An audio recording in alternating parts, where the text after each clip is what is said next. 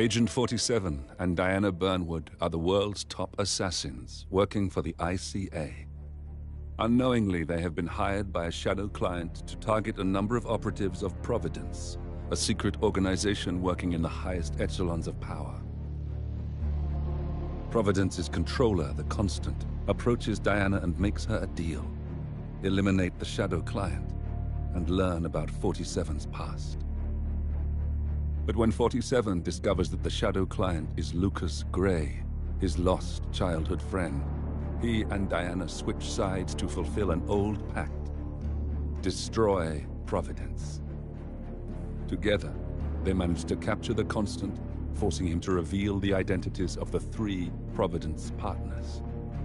Eliminate them, and the war would be over. However, the Constant has an ace up his sleeve.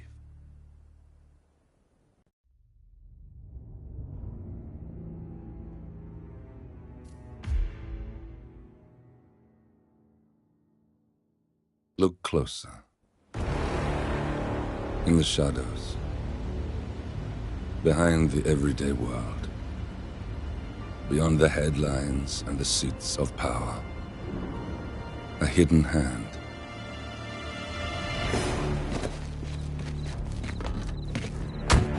A kind of company known as Providence. To it, we were just assets. To use and throw away. To do the unthinkable. The unforgivable. And it never gave us a second thought. Until now. After decades in the shadows, we are fighting back. Me and 47. Much has been lost, but we are closer than ever. We trapped the Constant, Providence's chief controller, and finally learnt the names of its 3 partners. In their downfall, we lay the past to rest. And, just maybe, look towards the future. 47. It's time.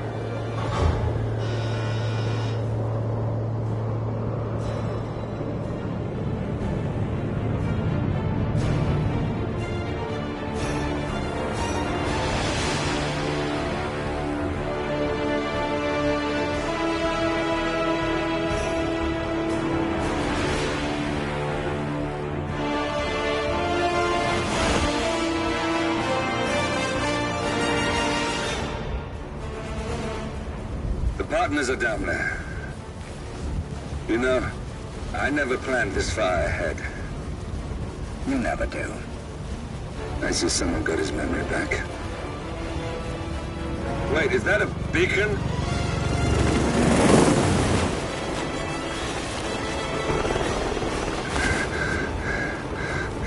What the hell? Base. Alexa Carlisle's helicopter just took off. Confirm target locations, over. Diana, what's the status? Right. We have a situation. Carlisle has left the building. And I think I know why. The Constant has escaped. He persuaded one of the sailors into setting him free. And since then, he's been seizing control of Providence assets and resources. I can only assume Carlisle is rushing to contain the damage. If she slips away again... We'll keep track of her. Make sure she doesn't. Meanwhile, the plan stays the same. Your destination is the Scepter, the world's tallest building where the partners are laying low, courtesy of their host, Sheikh Omar Al-Ghazali.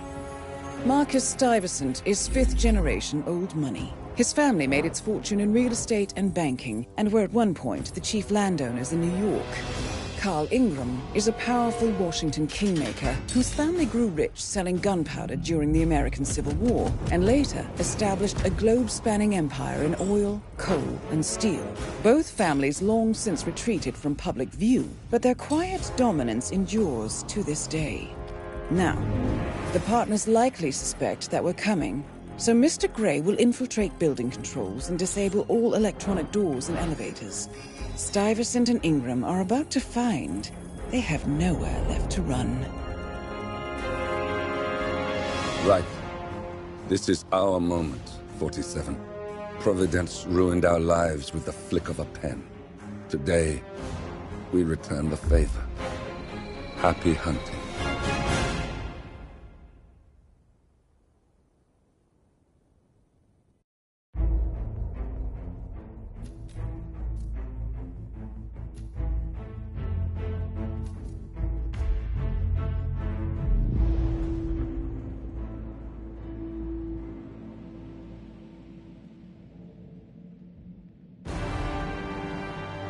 Welcome to Dubai, 47. Today is the inauguration of the scepter, and the ceremony is well underway. You will find Marcus Stuyvesant near the building's signature art installation. While a paranoid Carl Ingram has ensconced himself in his penthouse suite, security on highest alert. Mr. Gray is already in position and ready to assist. Good luck, 47.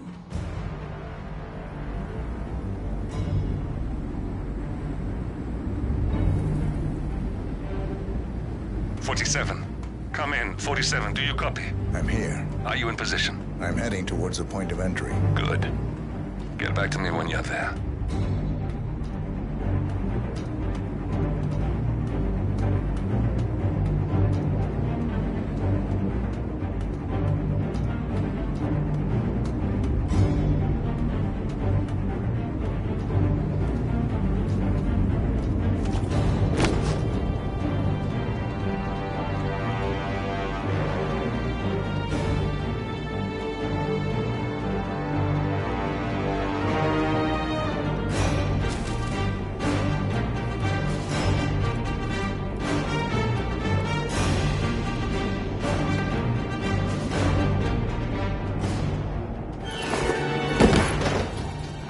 Locked.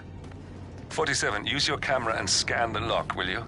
I think I can override the Windows controls from here.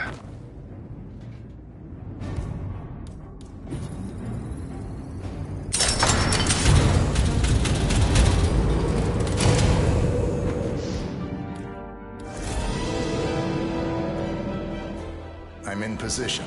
47, the inauguration is taking place close by. Once you've infiltrated it, get your bearings. I'm sure there must be floor plans somewhere. Understood. We need absolute focus on this one. If Ingram and Stuyvesant are alerted to our presence, we may lose them for good. We are so close, 47. Don't worry. They're not going anywhere.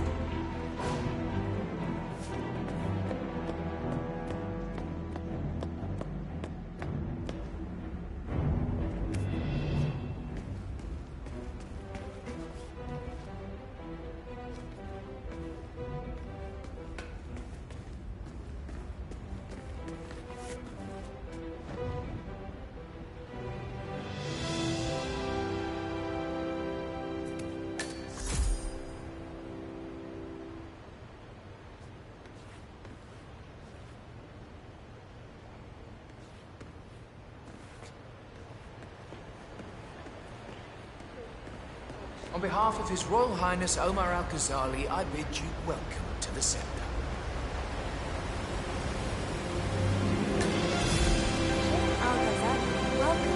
Welcome! Hello! Good to see you. How lovely to see so many familiar faces here today. Now, this has been a dream of mine for a great many years. And as all of you know, I am from one of the less privileged sides of the respectful Al-Ghazali family. But with a small loan from my father, I soon built up a construction empire that was worthy of the great Al-Ghazali legacy. So, I would like to thank my cousins, whose friendship, influence, this achievement. Thank you. I'm proud to yet again immortalize our great family. Hello, I don't mean to pry. Take it easy, sir. Clearly has such low standards for themselves.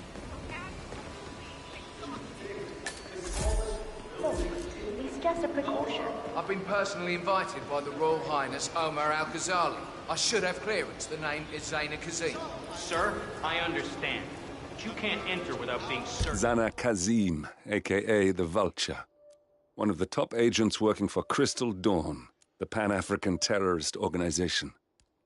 I almost hired him myself once, but chose the Maelstrom instead. Now what is his business here? Standard procedure. This is ridiculous. Well, that's how it is. Think about it, and come back if you want. I'll be waiting upstairs in the reception. Understood? Crystal. Thank you.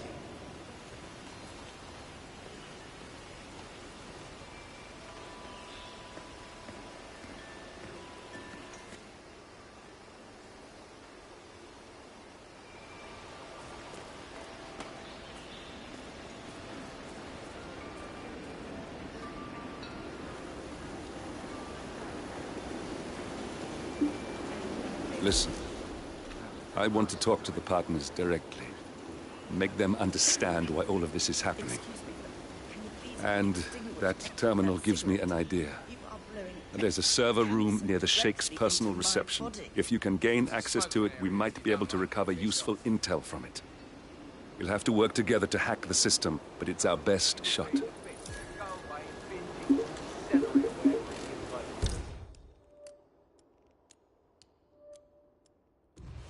Do something worse than trying to cancel your place.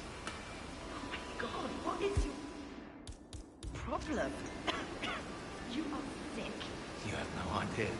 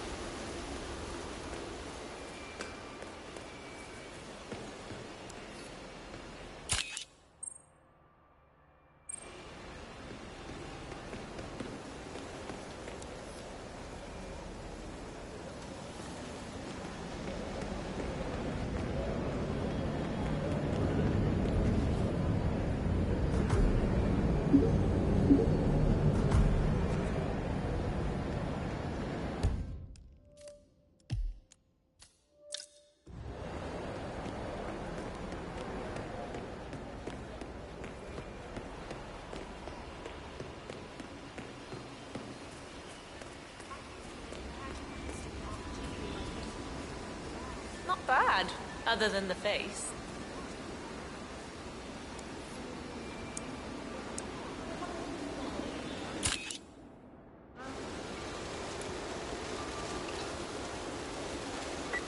Say what?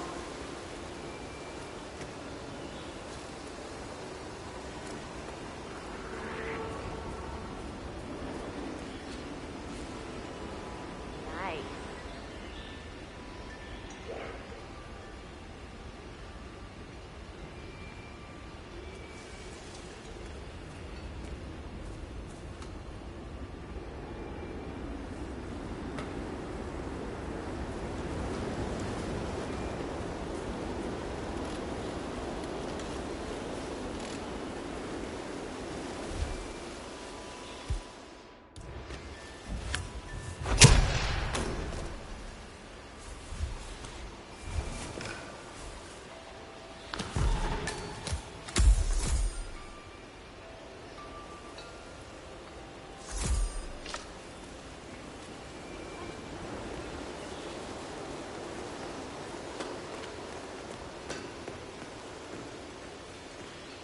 What's up? Sir, you should go back the That's way you good, sir. came. You Keep might get into going. trouble.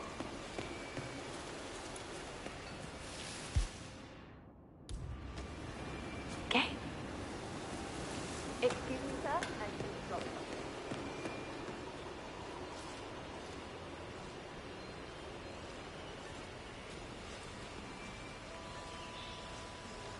This'll just take a sec, sir.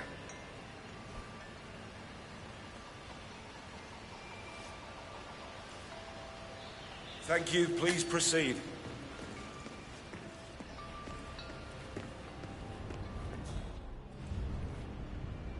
Oh, Mr. Kazim.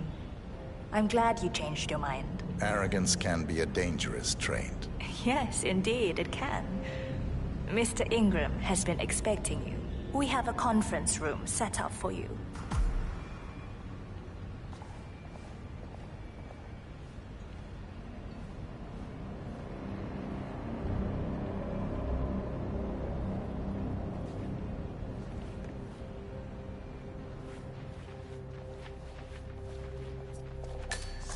Greetings, sir.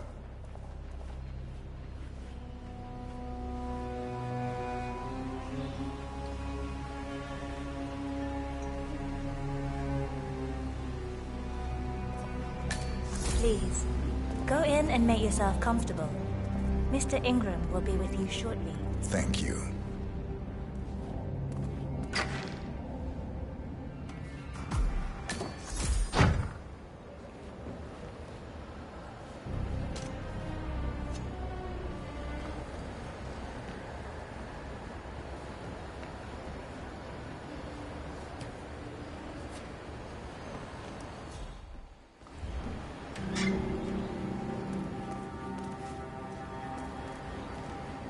Just keep calm.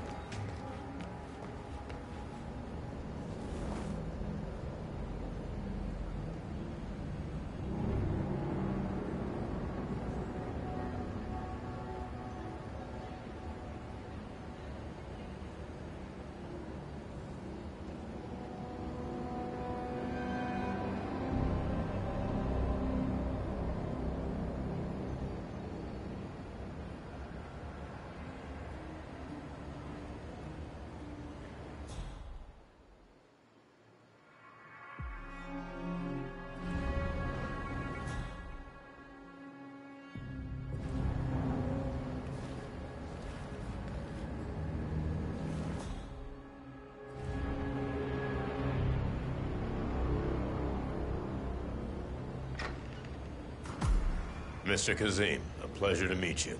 Omar tells me great things about you. I'll get straight to the point. I have a, well, let's call it a dispute, which the Royal Highness tells me you're very capable of taking care of.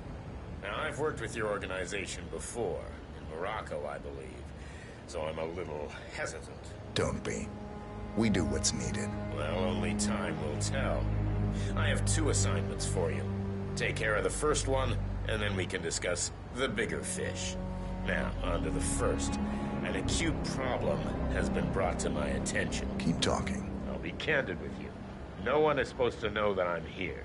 However, there's a journalist down at the inauguration, and he's asking rather intrusive questions about who's staying up here, and that is a very dangerous problem for me. Now, I want you to silence this little pain. You think you can do that? It's what I do best. I like your bluntness. This is his file. Hans looked. Pulitzer-winning freelance journalist. He's good, and won't give up until he gets the answers he needs. And that can't happen. Consider it done. Good man. And remember, I want a picture. I want proof so I can sleep tonight. Of course. Once this little assignment is completed, come back and talk to Miss Toe. Then we can discuss the real cancer that needs to be removed. I'm sure you can see yourself out. That's Carl Ingram, Providence partner and brass-balled billionaire. A legendary political fixer, Ingram is old money and as rotten as they come.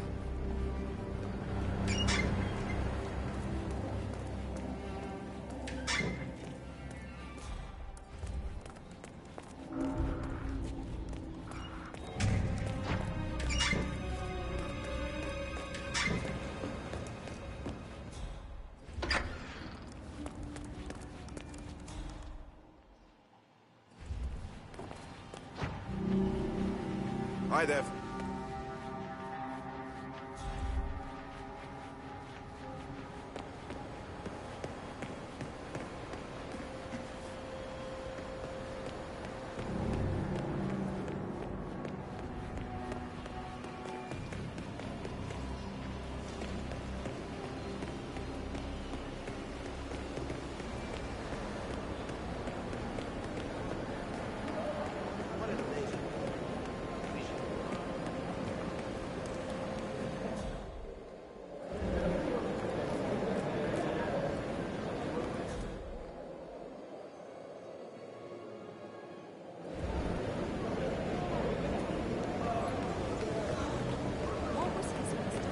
If you could help me. And I promise there is something in it for you as well. I'm just curious. Do you know who the Royal Highness's guests are upstairs? I have info that there are two with very cryptic names. Number 47, Ingram wanted a photo of him eliminated. Now, personally, I don't care if he's just sleeping, but he needs to look dead.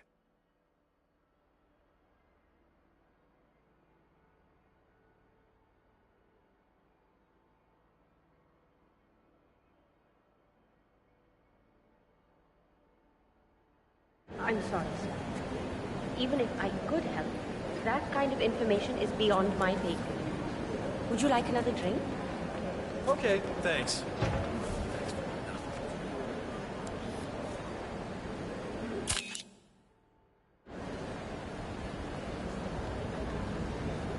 Mr. Lucht, I hear you're looking for information. Oh, really? Okay. You know what's happening upstairs? I know more than you could imagine. But we can't talk here. Follow me. Great. Lead the way.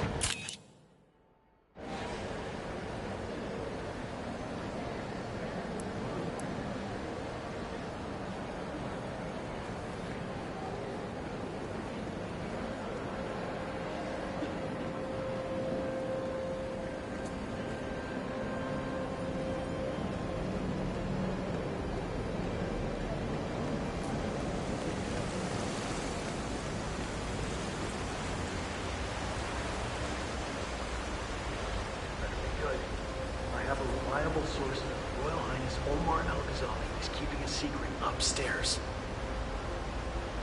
You don't talk much, do you?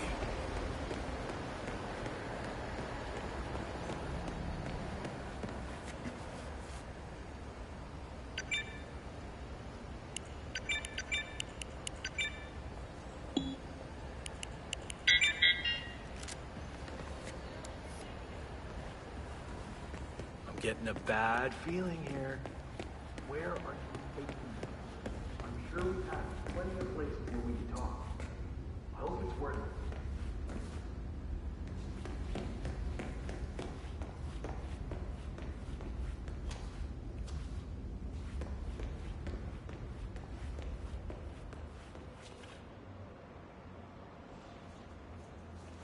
Pretty swanky place, huh? Oh, yeah. I could get used to a gig like this. Beautiful.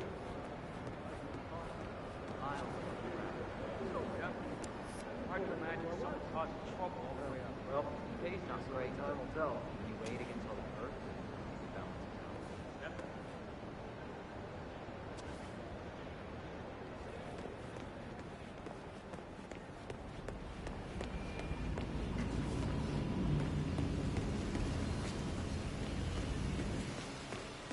Wait. How are you today, sir? No. This feels off. I don't trust you. I'm gonna walk away. No harm done, okay? Talk to me again if you mean business. Mr. Lucht, I think I might be able to help you. Follow me. We need to find somewhere more quiet. Okay, I'm interested. After you. Greetings, sir. Sorry, sir, can't let you through here. Not happening.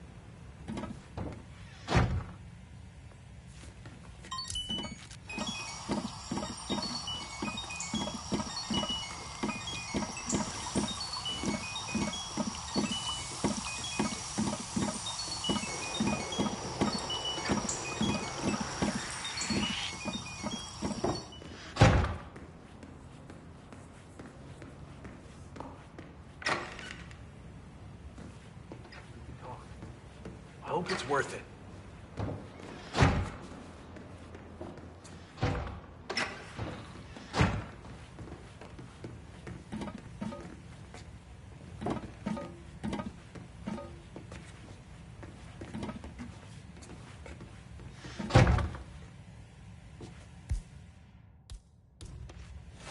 Where are you?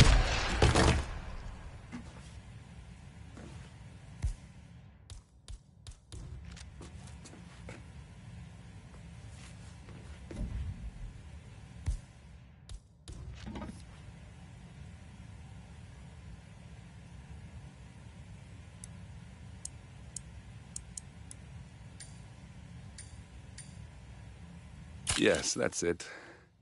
Now Ingram trusts you, it's like shooting fish in a barrel.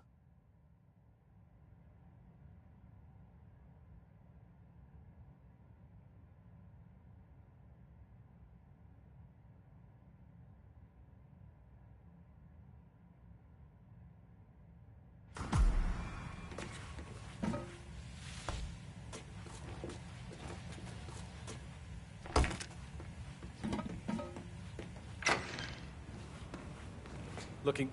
Whoa, what a shock. Jesus. Oh my God, what's the matter, buddy? Can you get up?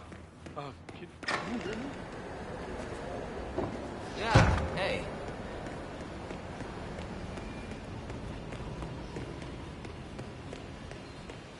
All right there. Hey, I need some help over here.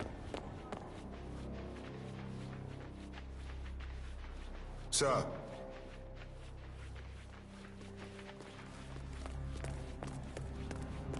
Mr. Kazim, welcome back. So, you have the picture.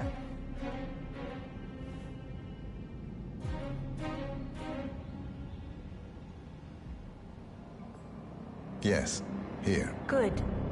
Our guest will be delighted. Please follow me.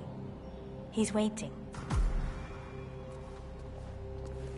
If you just follow me, Mr. Kazim. Please stay back.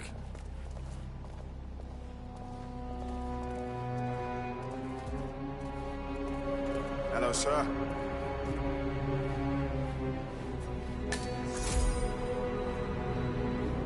I hope you have had time to see the art exhibition. His Royal Highness has a keen eye for the arts. If you haven't yet, I highly recommend it.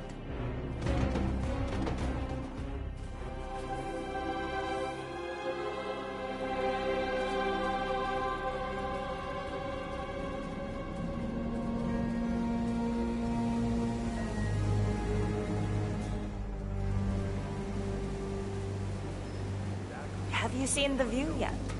It's quite spectacular. On a clear day, you get a wonderful view of the Arabian desert. It's a sight to behold, the vastness of it. Back in China, this would never be possible, because of all the smog.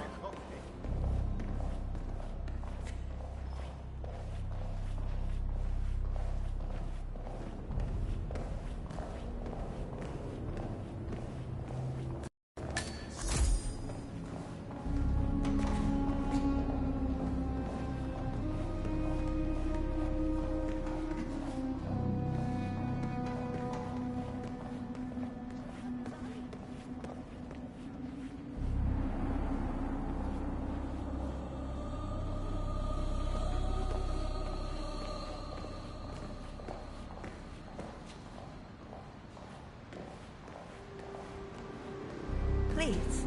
Mr. Ingram is expecting you. Let the pros do their job. Mr. Cassis, so good to see you. You have the picture?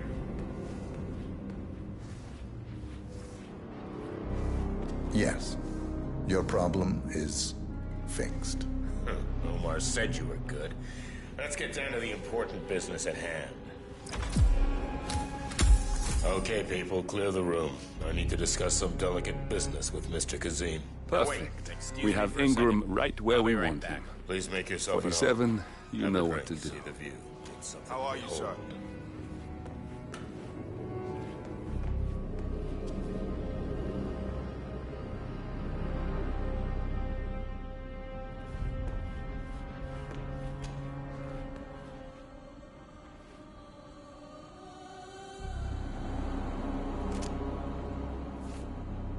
All right, where were we?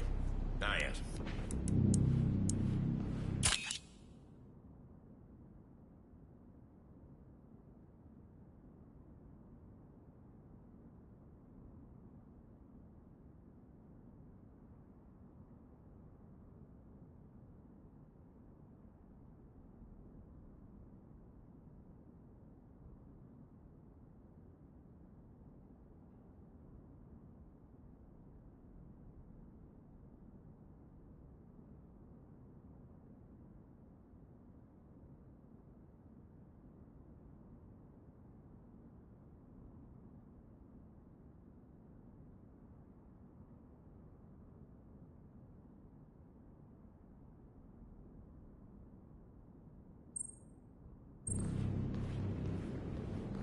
My man here will stay for the meeting. I assume that will not be a problem.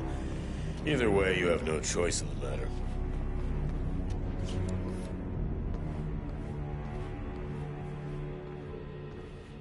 It's interesting we haven't come across each other before, Mr. Kazim. Well, maybe not.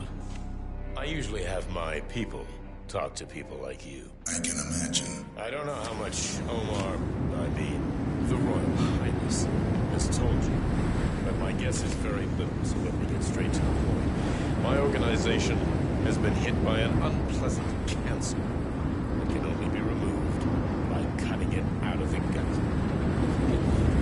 Yes, I do. Good. This little turd is spreading his vile, toxic cells. Brutally. Chemo won't remove him. Only the knife. I have his file here. Arthur Edwards. A sly devil if there ever was one. Me and my associates, well, we underestimated the little worm. We want revenge. I think you and I share a common interest. I doubt that. But I want you to make him suffer. Wonderful view, wouldn't you say? It's inspiring to think about all those little people. Carl Ingram finally gets what he deserves. Good riddance. Now let's get Marcus Stuyvesant.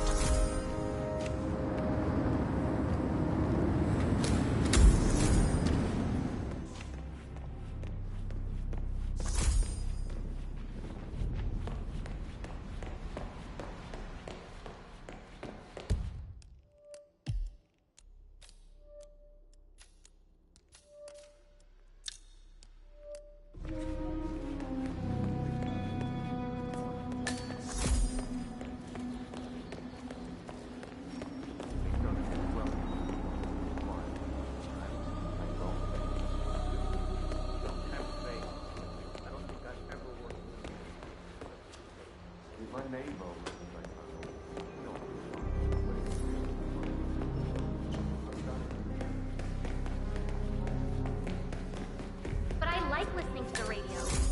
Our Royal Highness has never complained about it before. I'm sorry, but...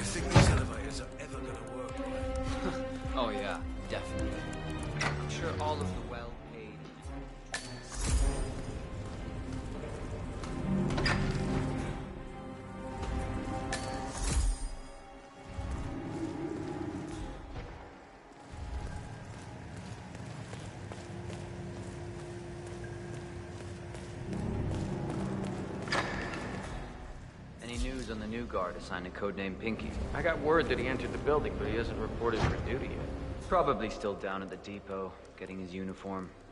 I just hope he's got his papers with him. I heard rumors that he used to work for that Dawood Rangan. You know, the Bollywood producer who died. Doesn't sound promising. No, it doesn't. Stuyvesant is expecting a replacement guard. If you can locate him, we should be able to get within strangling distance of the little worm.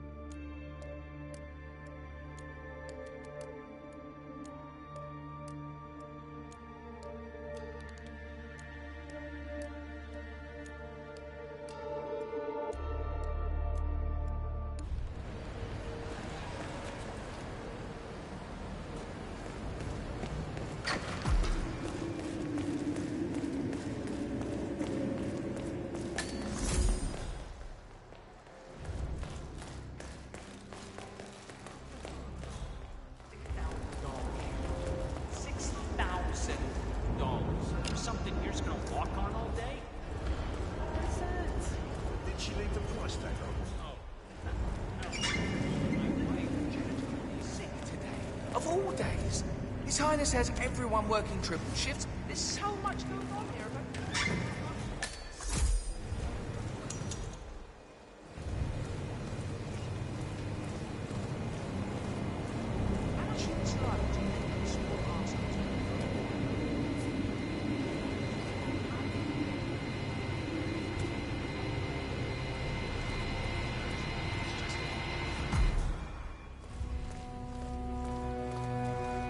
Hey, you!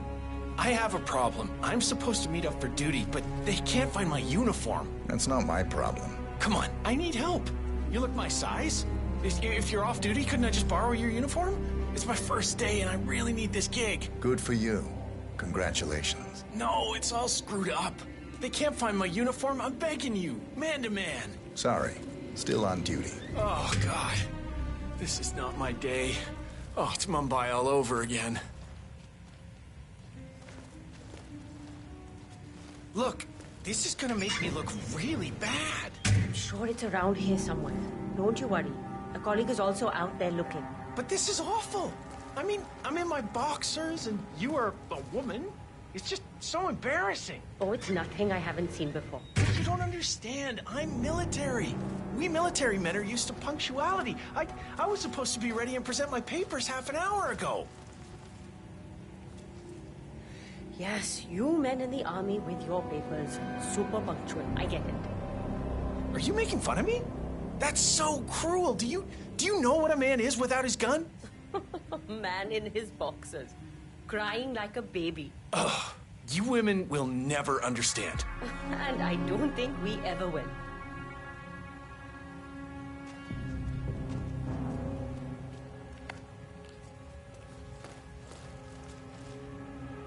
I can't find it. Can't you just wear a waiter uniform? It would be pretty effective if you wanted to blend in. What? Fuck! Hey! Help! Hey! Hey, stop!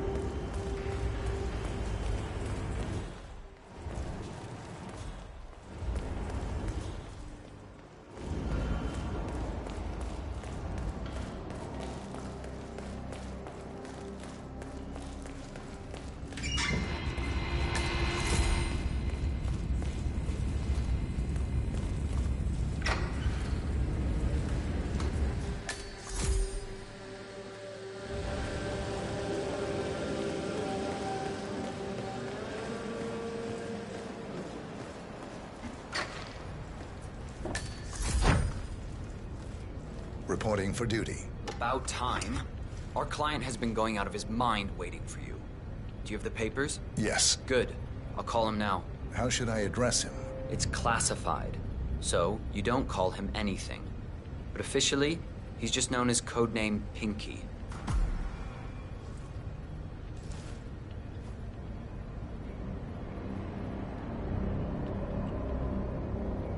Sir, this is security. Just calling to let you know your new guard has finally arrived. Yes, sir. See you soon. Looking good, man.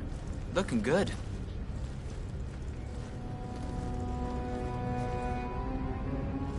Okay, wait here. He'll be here shortly.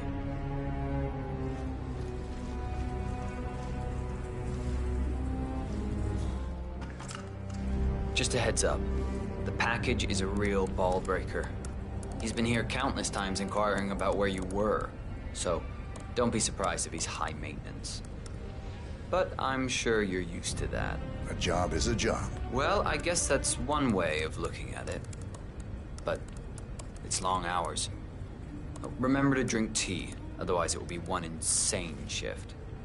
The package's current bodyguard is pulled in 21 hours. Okay.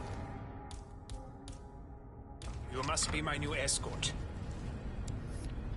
I have very high Right there. standards. That's Marcus Trust me to do your Stuyvesant, duty. Providence partner, self-entitled.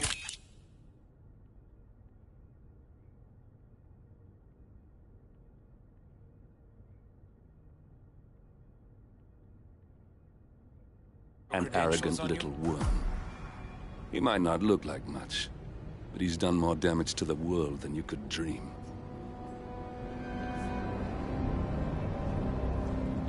Well, this all looks very promising. Yes. Good. Oh, you worked for Dawood Rangan. Hope you weren't there on the day of his tragic death. Okay, this all looks very good. Okay, walk with me. I need to go through some ground rules.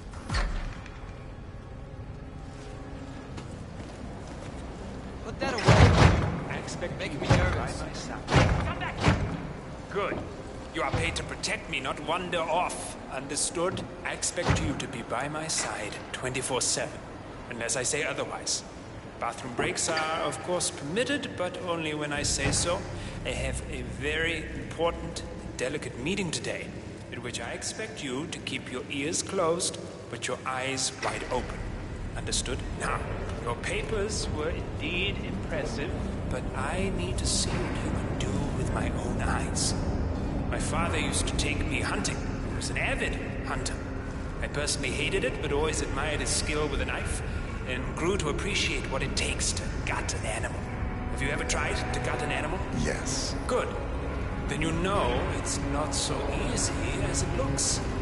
Like trying to stab a rubber ball. It bounces back if you don't stab it correctly. You're almost here. You have to understand. I didn't get where I am by blind faith. Okay, we are almost there. You see the shooting targets? Any fool can shoot a target. With a knife. Now, that's where the talent lies. My father always used to say, if you are good with a knife, you're even better with a gun. I want to see your skills. I don't know why, but I've always trusted a man who would throw a knife. I'm sure a psychiatrist would have a field day with that statement. So, show me what you got.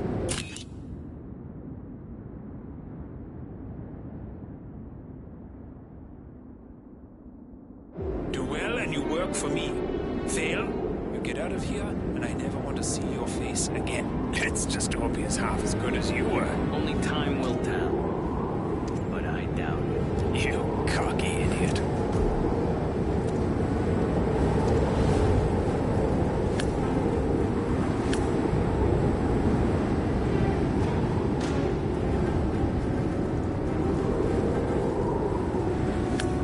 Stop fooling around. I don't have all day. Nice throw. That was quite spectacular. Oh, spot on. That was a magnificent pleasant performance. I like you. I think we will get along just fine. You gain his trust. What to do with all that power? We got him, 47. Soon there will be no more Providence. You need to find an exit. Our business is done here, but it's far from over.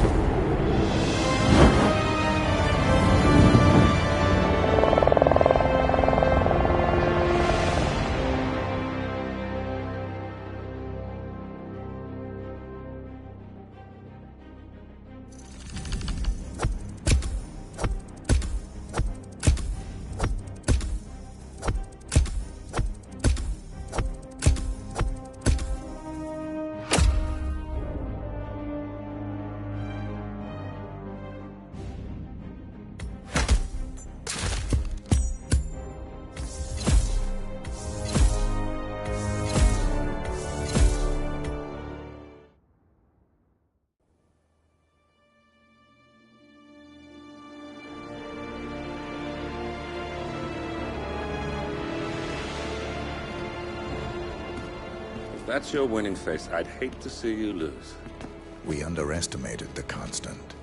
Yeah, he's a glorified desk clerk. He's not just after the money. He wants it all. We caught him once, we can do it again. And, well, we're not the ones who let him escape. You still don't trust her. I don't like executive decision makers.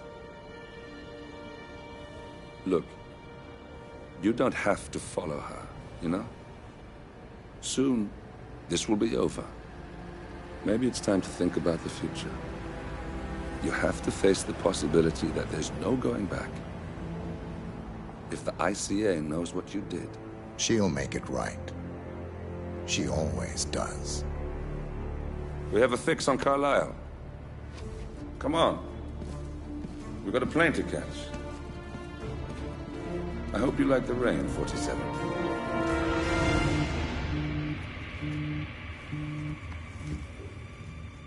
Miss Burnwood. How did you... I have everyone's number. You really ought to know by now. You planned this? All of it? Don't be silly. I just played the hand I was dealt. We'll find you. You had me. Where'd that get you? We handed you an empire. It's for the best. The partners were complacent, set in their ways. But power is more than just security. Providence can be an agent of change. Surely you understand. Or you will. Soon enough.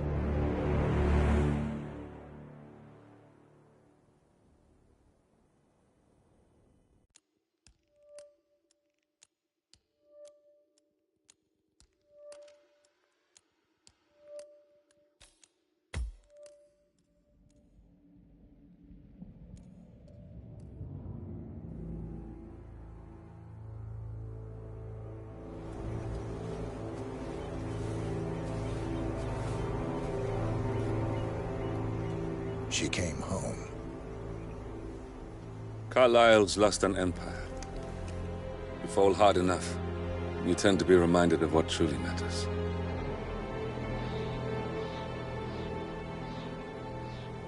So, the end of the line.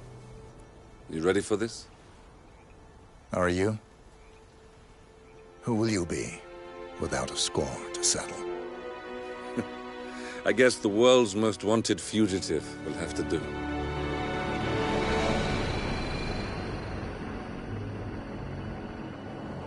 Alexa Carlyle is dead.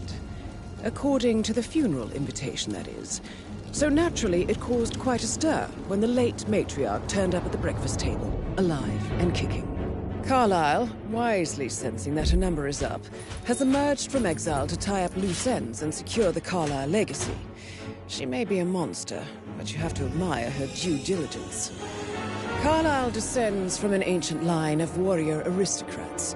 Her great-grandfather made a killing in the Second Opium War and established an empire in shipping, railroads, and newspaper publishing. While largely unknown to the public, the family still asserts its quiet dominance over global transport and logistics, media, and technology.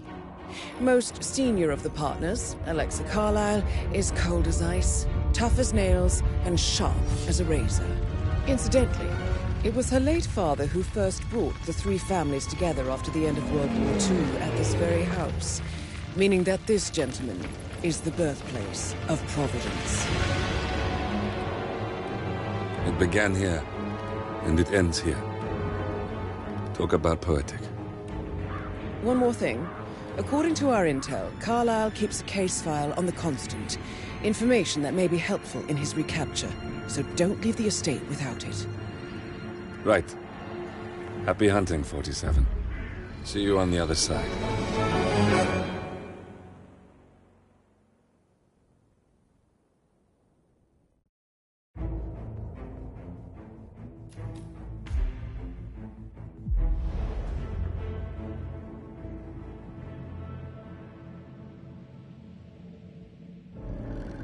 Thornbridge Manor.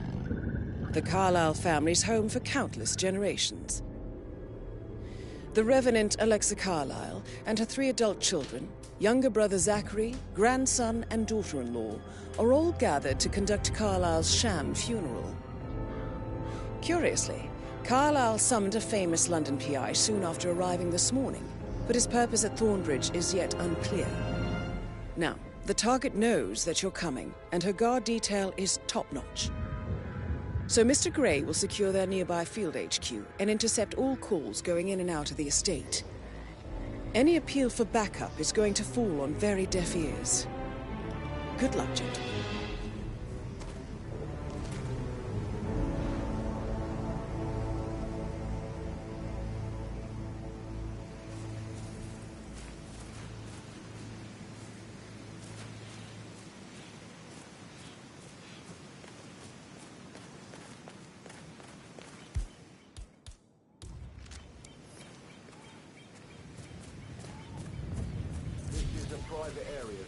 Phineas Whitmer, private investigator. I have an appointment with Madame Carlyle. Please wait. Mr. Whitmer is here to see Madame Carlyle. You can go right in. That is Phineas Whitmer, the famous private investigator hired by Madame Carlyle this morning. I'm curious why he's here. Maybe you should do some detecting yourself, 47. A famous private investigator summoned by Alexa Carlyle has arrived at Thornbridge Manor. If you take his place, it may be an opportunity to get close to Madame Carlyle.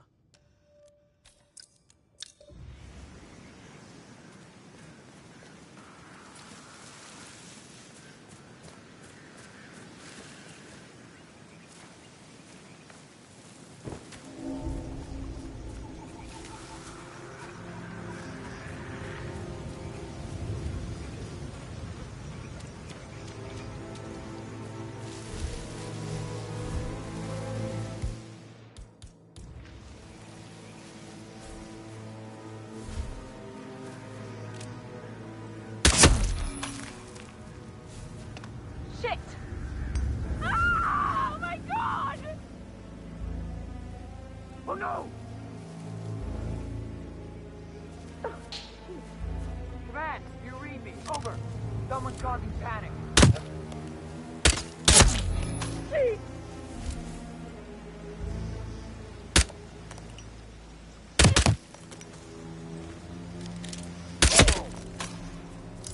Huh? What the hell? Okay, okay.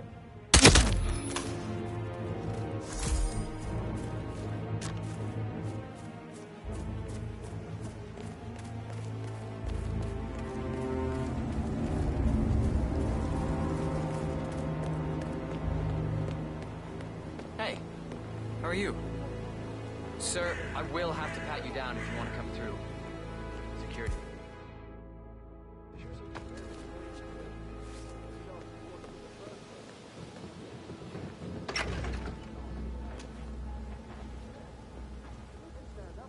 Okay, thank you, sir. This will be over in no time. Okay, let's go, sir. Thank you.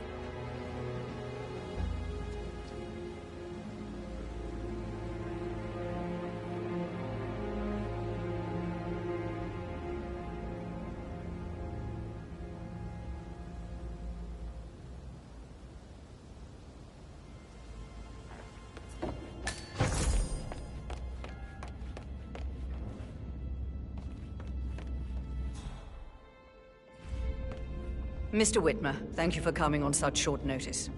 A great tragedy has fallen upon us, and I need a quick resolution, handled with absolute discretion. Results and discretion are my speciality. Very well. I suppose you will want to start at the crime scene. In my experience, a thorough examination of a potential crime scene is half the job done. Good. Fernsby will All take right over there. from here. I am Mr. Fernsby, the butler. Madam Carlyle has asked me to assist you in any way possible. Mr. Whitmer, I understand that you've traveled from London. Would you care for some refreshments? Or do you prefer to go straight to Mr. Zachary's sleeping quarters? I prefer to get started. As you wish. If you'll follow me, sir.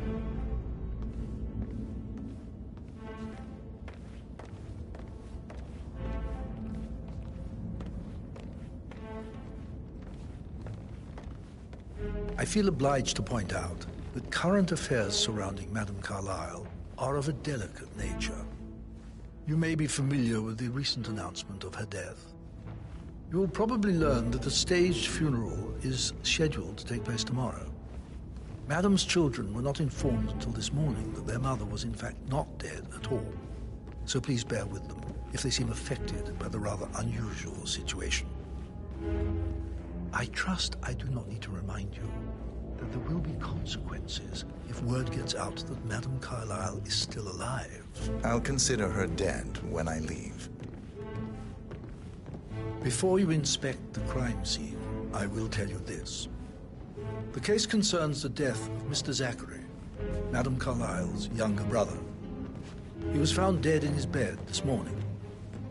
The door was locked from the inside, and a suicide letter was found in his room. However, Madame Carlyle suspects foul play and will not accept that he took his own life. I've prepared some information for you, so please do come and see me when you've finished your investigation of the crime scene. This is Mr. Zachary's room, to my right. A locked room murder mystery, 47. I trust you'll get to the bottom of this. Why don't you use your camera to scan the dead body, 47?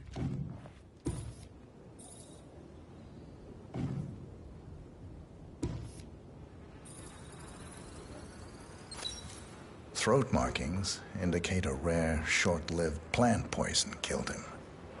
Spread shows time of death at around 10 o'clock last night. You do know your poisons, 47.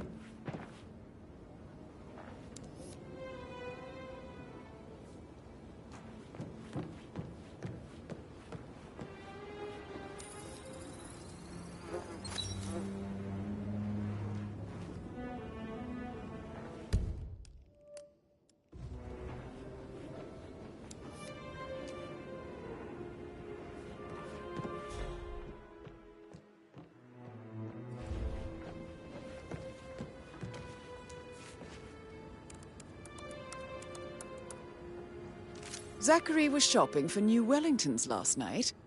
Not exactly what you would expect from someone suicidal.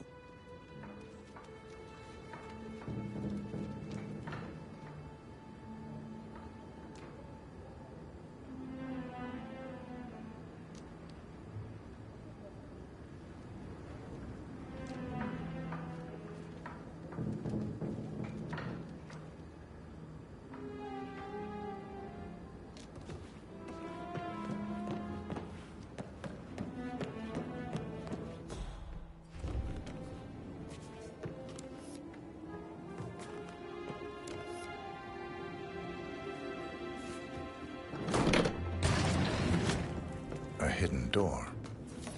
It's a secret passage. This could explain how the door was locked from the inside.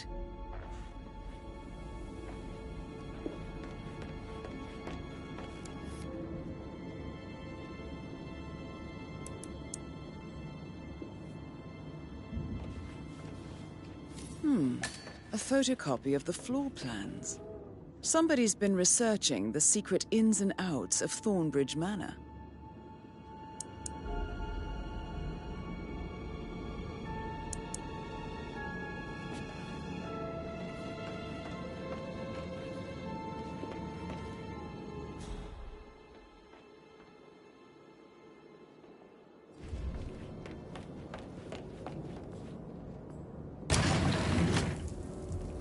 I'm sure there's more to find in Zachary's room.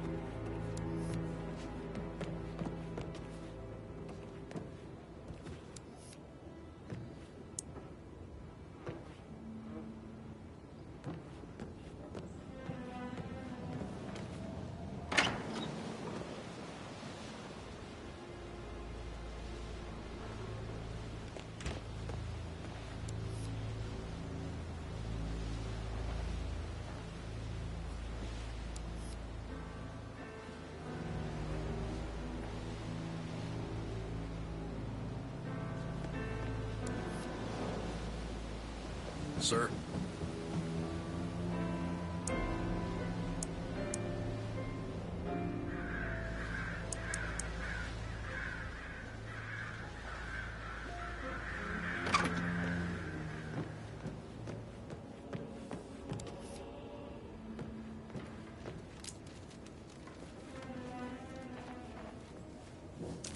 Zachary's suicide note. Also, a sample of handwriting. It could be relevant to compare to other samples to establish its authenticity. I believe you've done a thorough search of the crime scene, 47. Maybe it's time to see the butler. I'm curious about the information he's prepared for you.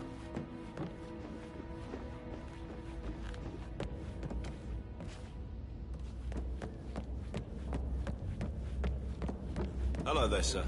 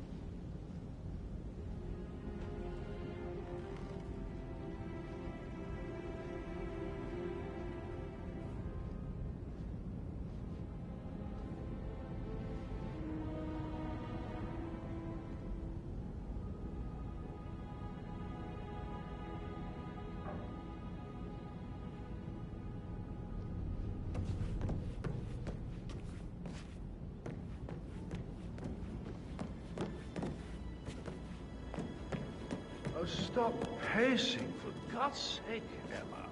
Why don't we get any kind of explanation? It's bloody rude. That's what it is.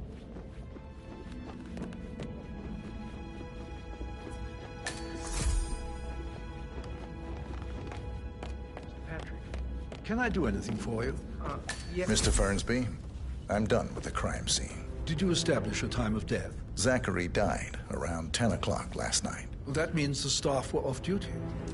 And Madame Carlyle... just remembered I went for a stroll behind the greenhouse last night. Maybe that's where it is. Family and myself. My lost button. As the only one you person couldn't find at the graveyard. And before you ask, to go and look no, for it? I do not have Now? an alibi. A good idea. I was alone Yes. in my office at the time of death. Here's the material that I prepared for you. It's a list of the possible suspects and their quarters. Hopefully that will help you keep track of your findings. Please come and see me when you've solved the case, and I will take you to Madame Carlyle.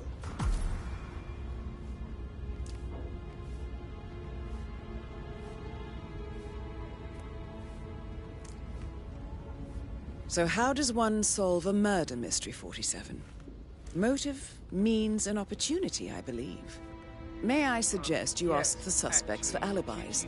Or perhaps you prefer searching the manor for clues first? I fear I may not survive an entire weekend in this shithole. Perhaps a brisk walk in the garden would do you good. I said speed up time, not my passing. I'll just go away with you. Of course, sir. I'll come back later. How very kind of you, dear Mr. Fernsby. I hope to see you soon. Creepy old git. How's everything coming along, Elaine? Very well, Mr. Fernsby. Patrick Make Carlyle. sure you focus on your work. Can you tell me where you were yesterday crying evening? in the kitchen. So watch It's yourself. that sneaky butler, isn't it? Don't worry He about ratted me. me out. Elaine, give us some privacy, would you? Don't tell Mother, okay? She's really tense these days, and the last thing I need is more hassle. I took that pretty blonde, Rosie, for an evening stroll. I mean, how the fuck am I expected to cope for an entire weekend in this shithole? I'm bored out of my mind. If that's all, I think I'll get back to my slow death by boredom.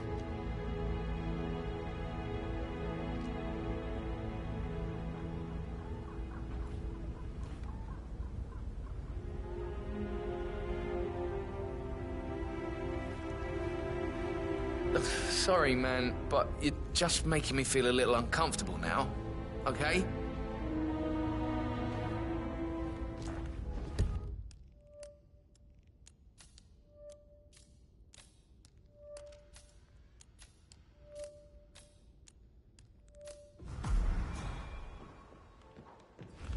Yo, Anne, what's up?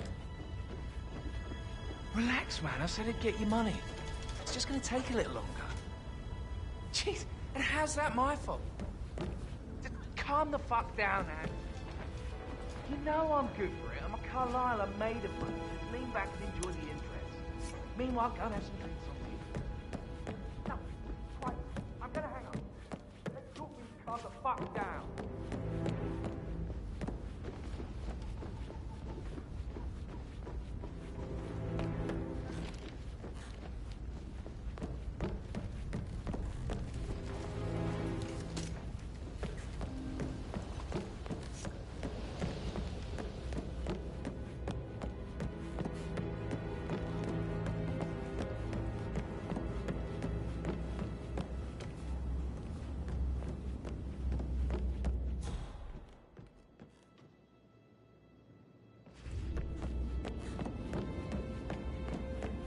If you only knew what we face.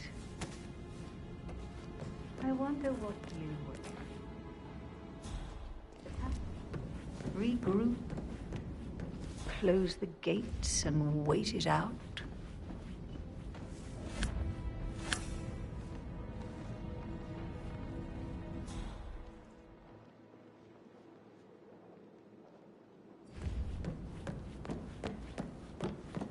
Can't you just relax for a minute? And that solicitor upstairs. Why do you think he's here? I think solicitors are Mother's favorite kind of people. Can't remember ever having a family event without one tucked away in the room somewhere.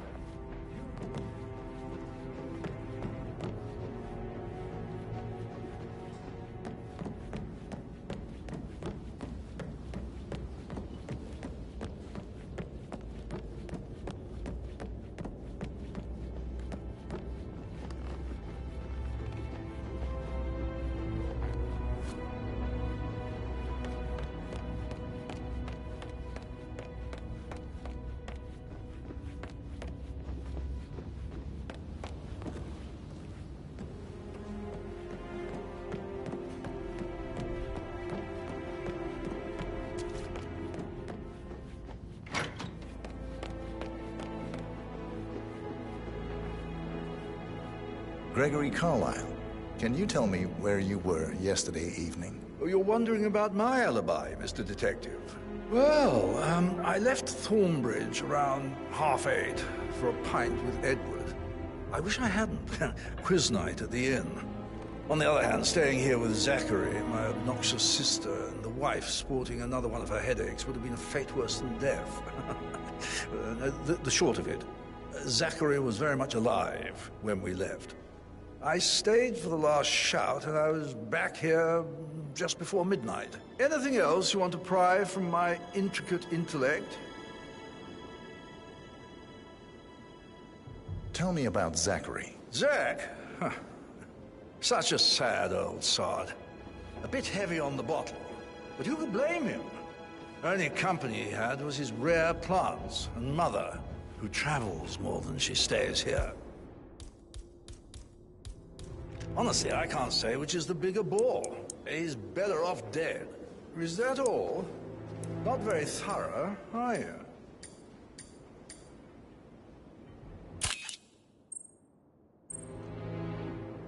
Anything else you'd like to tell me? Nothing, really. I'm just enjoying the show. Our perfect mother obviously fucked up, didn't she? Faking her own death. You know, she's explained nothing to us. I think she's scared to own up to her own mistake.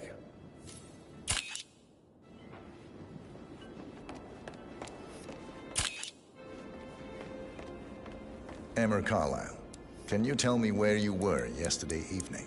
Surely I'm not a suspect. I need to account for everyone. Well, I spent the evening with my family, but I got an awful migraine and had to take to bed. Everyone can attest to that. I believe I went up when the boys sat down for a drink around 8 o'clock. Anything else you want to know? How did you feel about Zachary? I might as well be honest. His presence was always awkward. But how do you have a meaningful conversation with a man who only cares about plants? In my opinion, Alexa bears some responsibility for how this ended. She supported his self-limiting behavior by letting him live here. Is that all?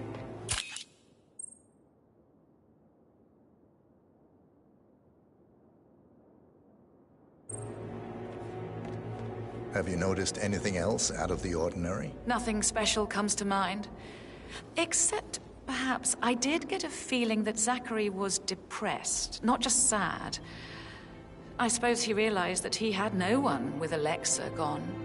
Even Alexa must feel the pangs of guilt over that one, letting him believe she was dead. Then again, guilt isn't her strong suit.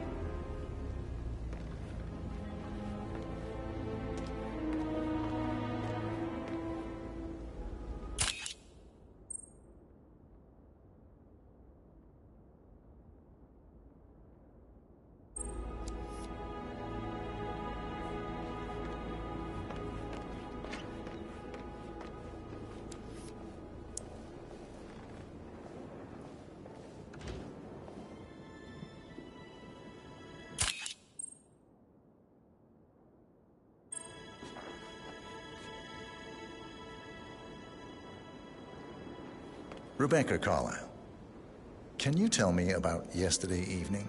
We don't really see much of each other, my brothers and I. I suppose it takes our mother's funeral to bring us together, and even then, it's not like we sit on each other's laps. Now, let's see. Patrick, Gregory's son, disappeared straight after dinner. You know, I think he might be in some sort of trouble. Edward wanted to go as well, but Gregory convinced him to stay for a few drinks before they went off for a pint at the local at 8:45. I swear Gregory enjoys Edward's discomfort over staying here. I had a conference call with my New York office at 9, so I spent 3 hours on my laptop in my room and went straight to bed afterwards. I don't know about Emma. She did act a bit strange. You know, I bet she was making lists for changes needing to be done once she gets her hands on Thornbridge Manor. Quite the shock she had when Mother arrived during breakfast. Is that everything, Mr. Whitmer? I do have a lot to see to.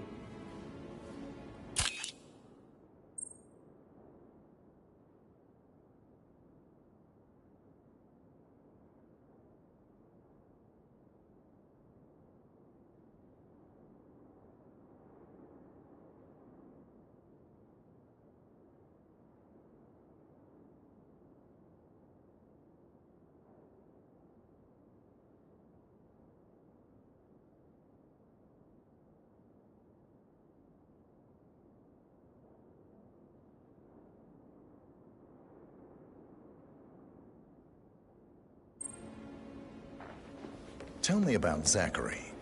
Did he act strange last night? You know, now you mention it, he was a lot more chatty than usual. He wanted to know about my connections in the publishing business. Apparently, a friend of his is writing a book, which strikes me as very peculiar. I didn't think he had any friends. Is there anything else you want to ask me?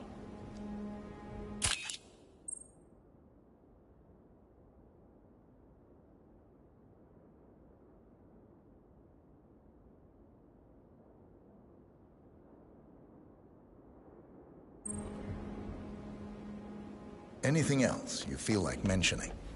I may be wrong, but I thought...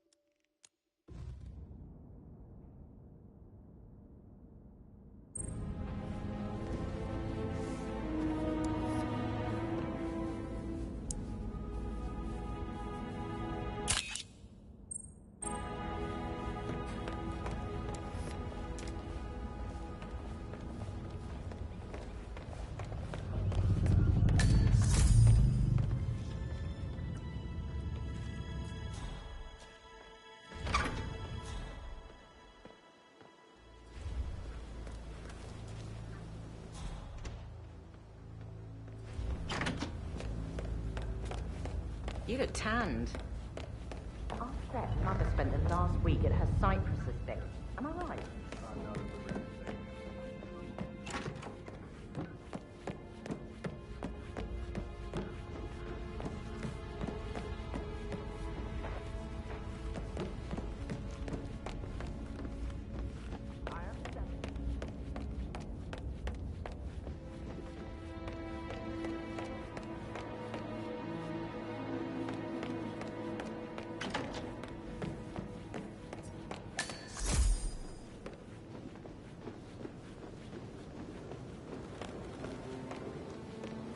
Yes, hi, Cassie. It's me again. Edward. I know I'm not... Professor Edward Carlyle, can you tell me your whereabouts for last night? Oh, yes, this dreadful business with Zachary. I stay at the local inn. You see, I prefer not to spend the night here at Thornbridge Manor. My brother Gregory came along for a nightcap. He'll never admit it, but I think he understands that I find this whole thing upsetting and wanted to provide some comfort.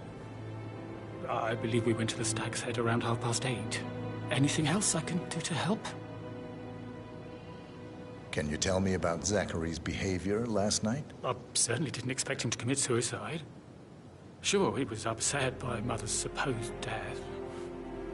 You were. But he seemed more engaged than usual. You should ask Rebecca. They had a long talk. Did you know that he hadn't left Thornbridge Manor in nearly 50 years? His plants, Mother, and the staff, all the company he had. If that's all, I have a speech to write.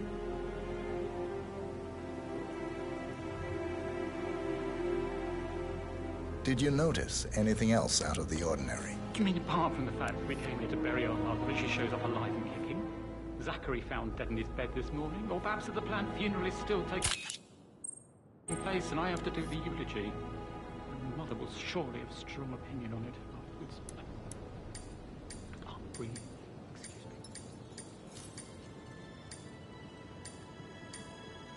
Yes, hi, Cassie. It's me again. Edward. I know I'm not supposed to leave you messages, and this is the last time, I promise. It's just, I don't know how to handle this whole situation. I don't think I can, really.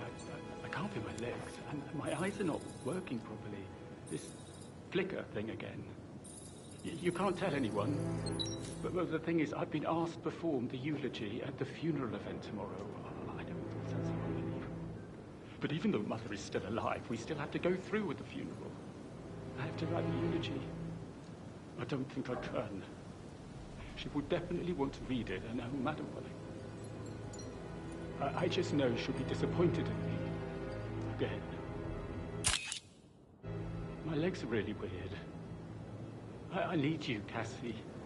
I'm sorry. I know. I'll hang up. Not supposed to do this. Christ, sorry. Bye.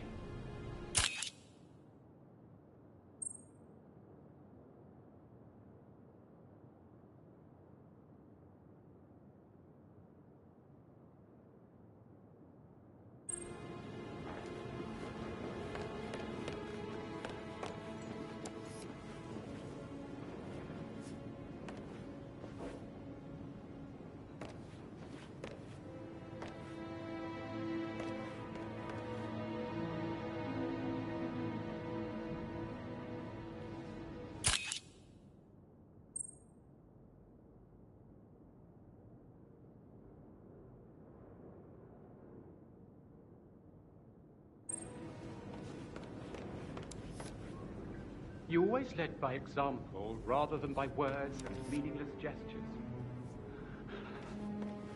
Like hugs and encouragement. Just a single spontaneous caress, what a difference that would have made. Right. I clearly remember when I was 5. I climbed a tree and...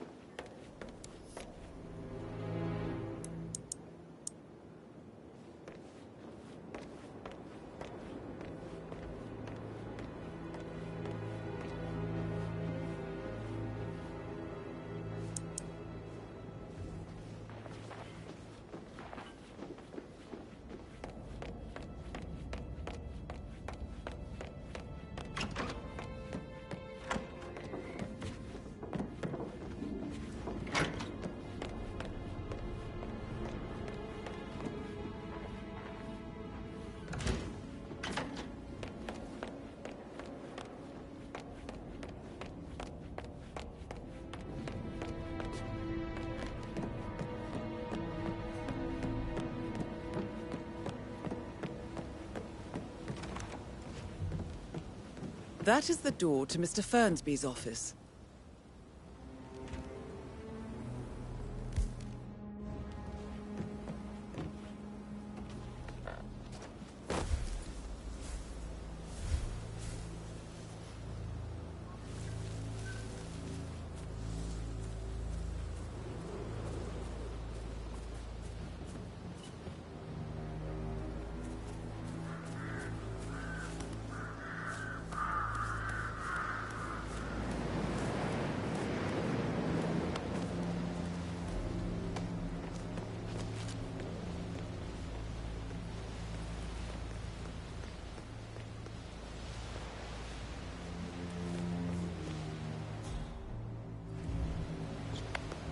This is Rebecca's room.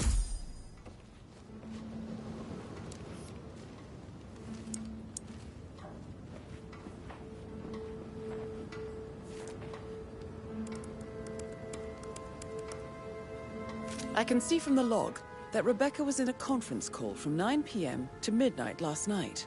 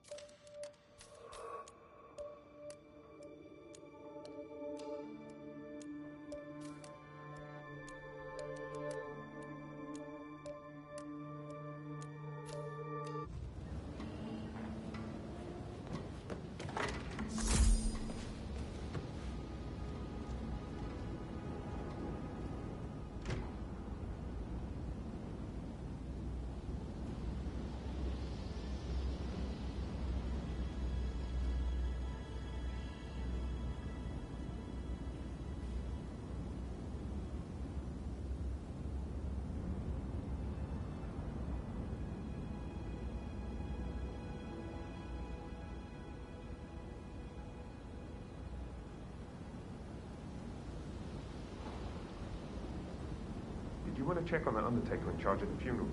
I got word he's upset with Madame Carlyle. I vetted him thoroughly. He's good.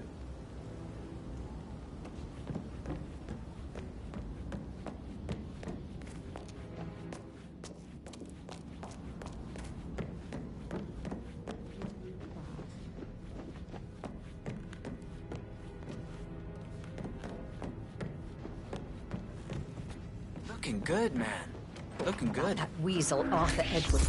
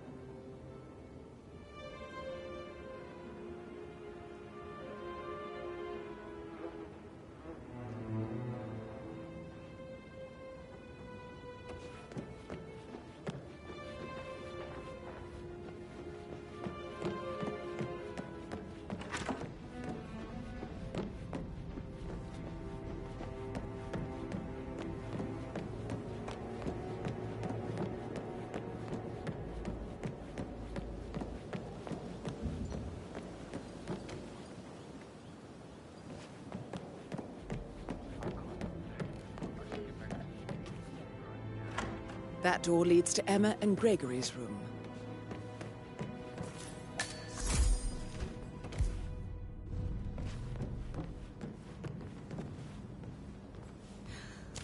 Oh, don't be stupid.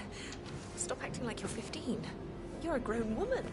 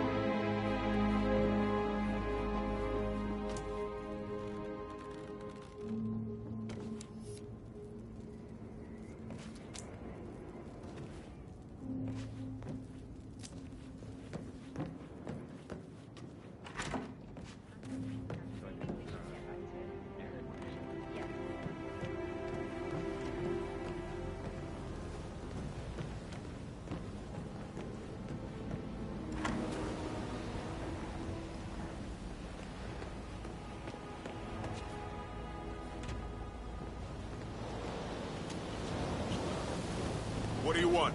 A kiss?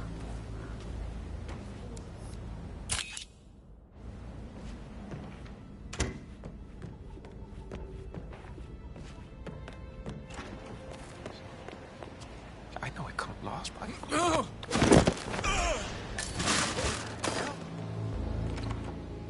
Come on. Yeah, there's been some kind of accident. So, how long have you been working here? About a month now. You're American. What on earth are you doing in this shithole? A girl like you belongs to clubs in London. I bet you're a great dancer. I don't like dancing. What about restaurants then? You like food? I know some great places. Please stay back.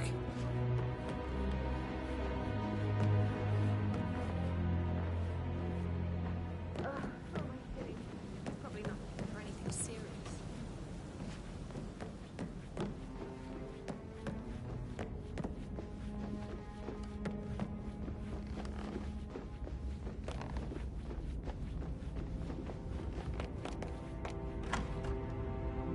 May I get you anything, Mr. Patrick?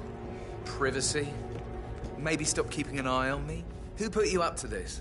Mother? Just doing my rounds. Right. God, I hate this place. I totally get why Zachary was such a weirdo.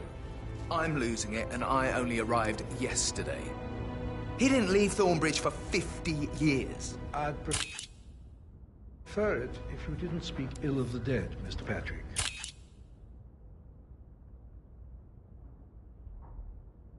Yeah, well, if there's nothing good to say... Then you should hold your tongue. What did you think of Zachary? Creepy as hell. No ambition. Imagine deciding to live in a museum.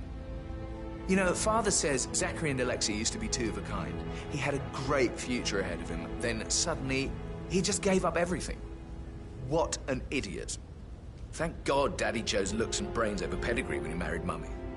I don't have to worry about the inbreeding so customary in these circles. So, is that it?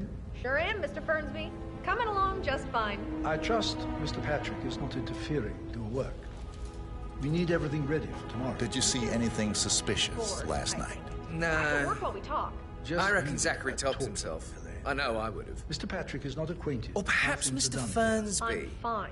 I don't Thanks like for him. checking He in. could have done it. Glad to see you're still alive, Mr. Patrick. Still alive, still bored out of my mind. Is there anything I can get for you? Mr. Fernsby? Mr. Whitmer. Have enough evidence to present your case for Madame Carlyle? No, not yet. Come and see me when you do. Drugs, according to London, both would be great, actually. Well, do let me know if you need anything.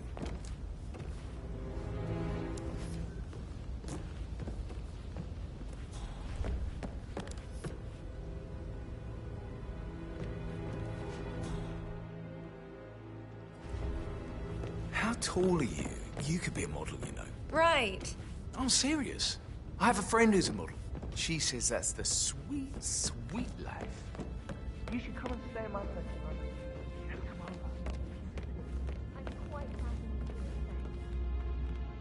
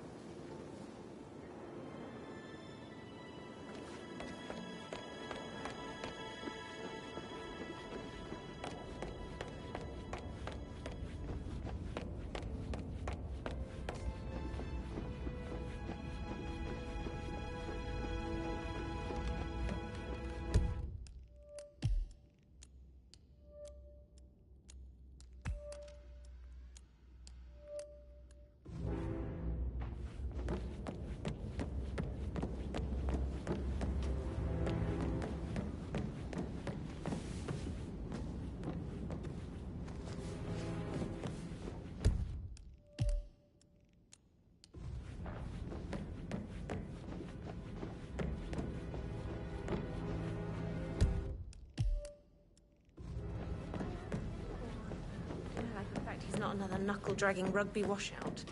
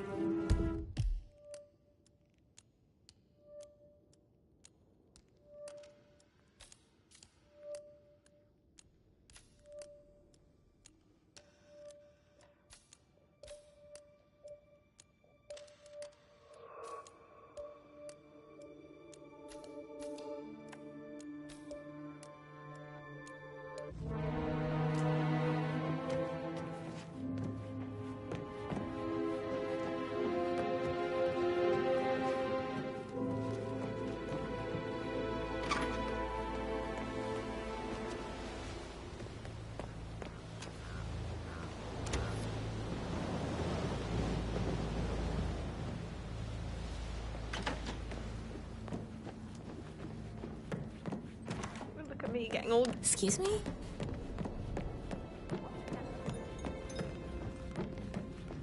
For centuries, the Carlyles have fought to prosper all of us.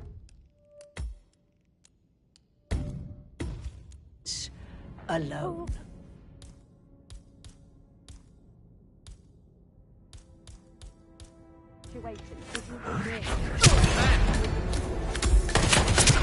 That's Madame Carlyle. Time to get the file on Arthur Ames.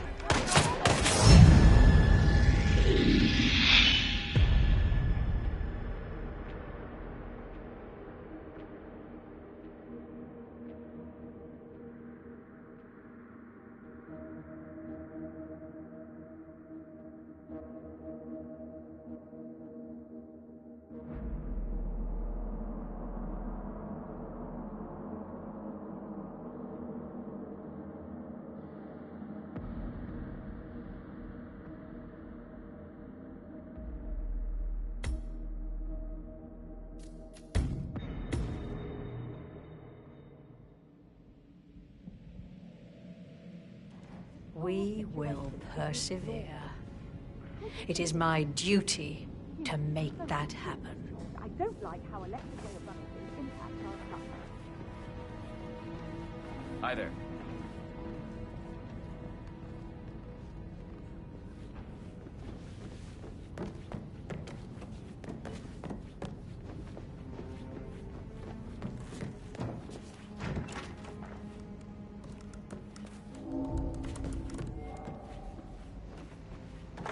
Oh, Zachary.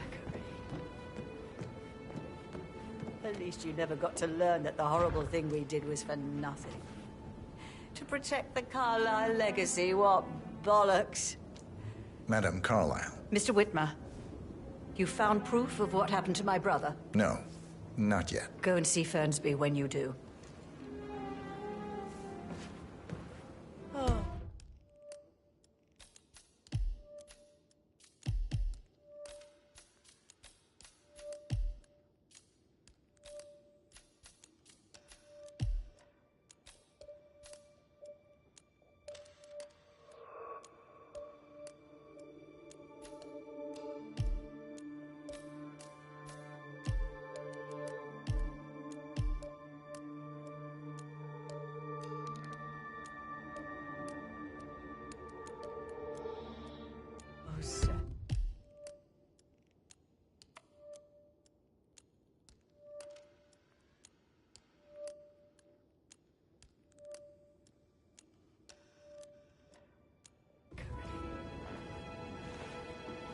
At least you never got to learn that the horrible thing we did was for nothing. Protect the Carlyle legacy.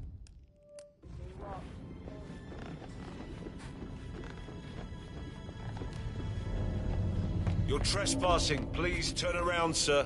That'll do. Please stop.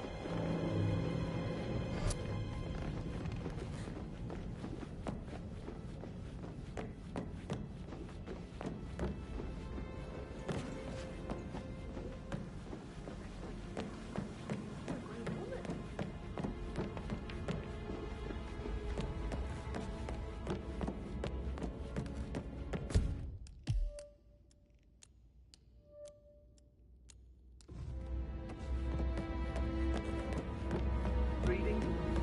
You look really smart. I'll give you a good way. I do like reading. Really? I like reading too. I read all the time. Literature and...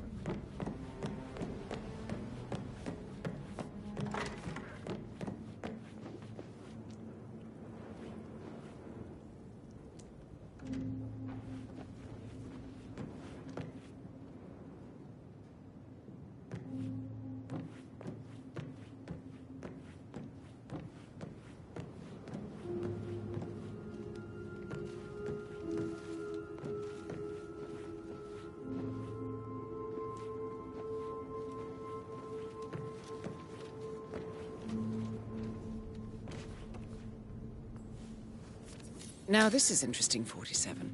A letter from Emma's mother stating that Emma is the illegitimate child of Alexa's late older brother, Montgomery. And listen to this. She claims to have witnessed Alexa and Zachary murder him. The plot thickens.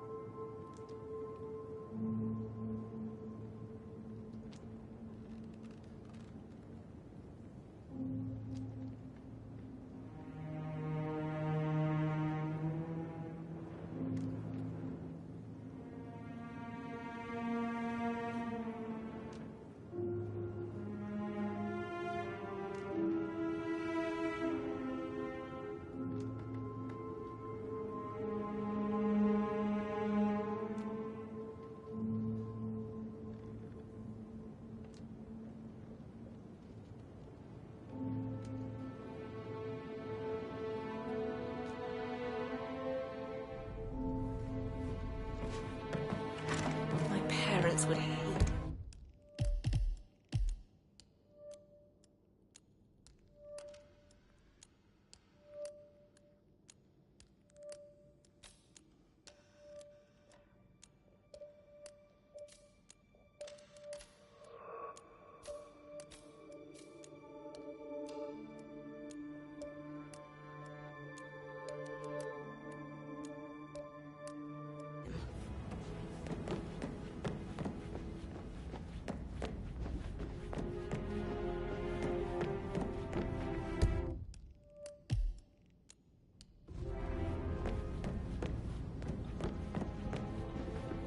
Hello, sir.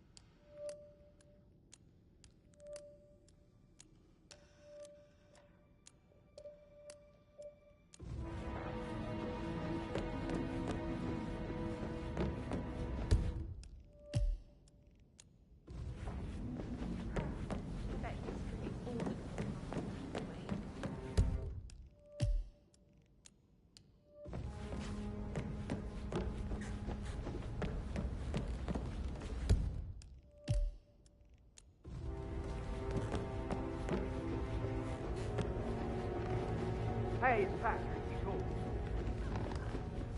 Why does everybody fucking need you? I'm serious. I have everything under control. Just relax.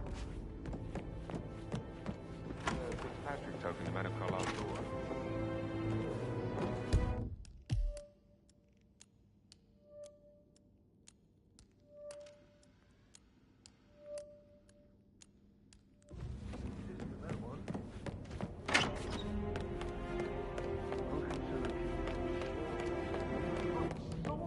You have a way with words, Stan.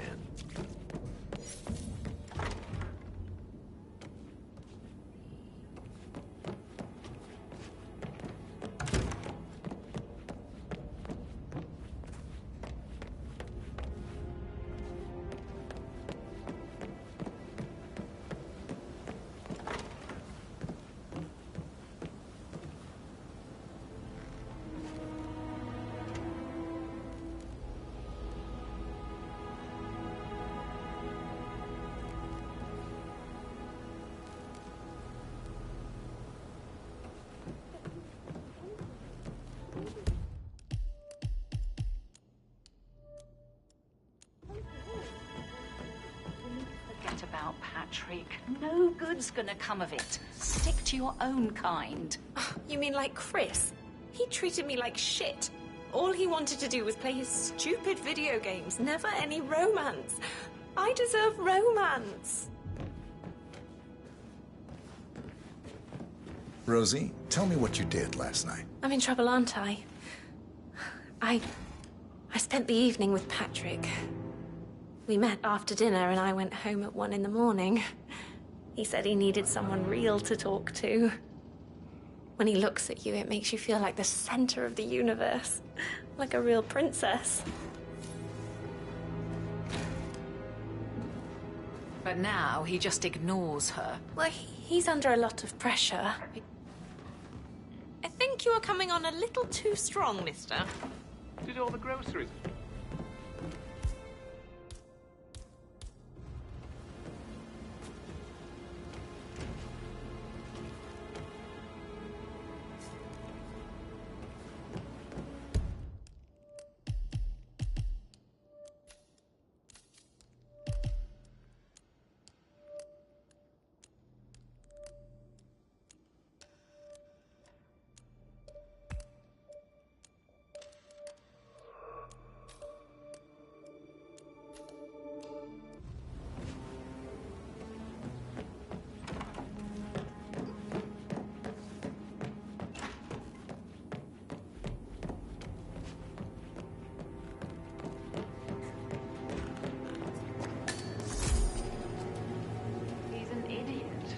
What he is.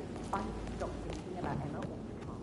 It makes me so angry. Tell me.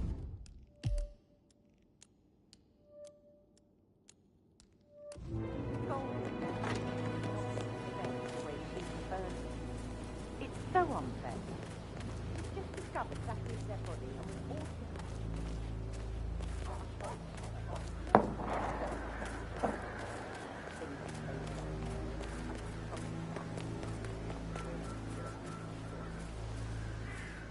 on top of everything, Rosie thinks she's in love with young Patrick. I mean, that's A safe in Madame Carlisle's office. I bet that's where she keeps the file on Arthur Edwards.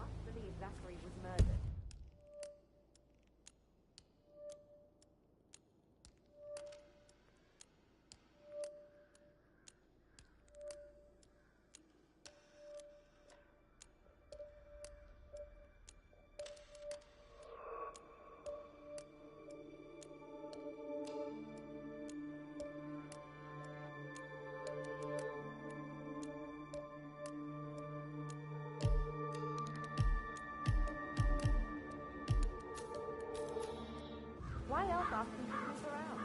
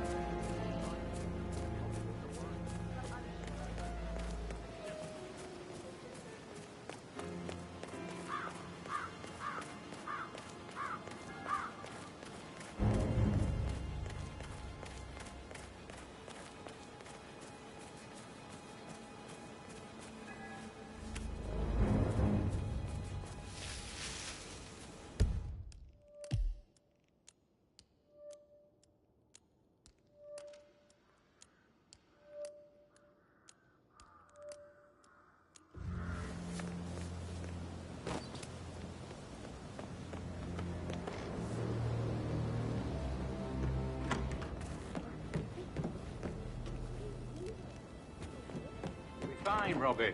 Kids are great.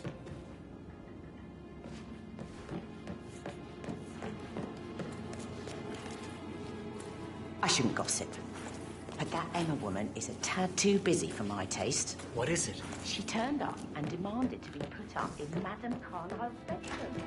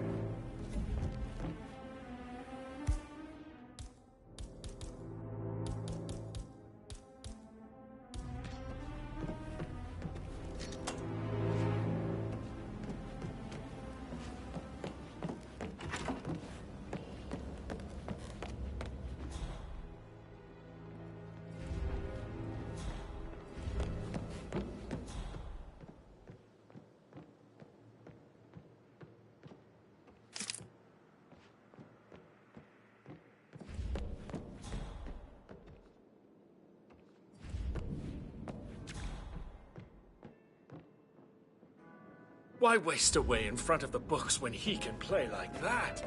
That music makes my heart soar. You have a way with words, Dan.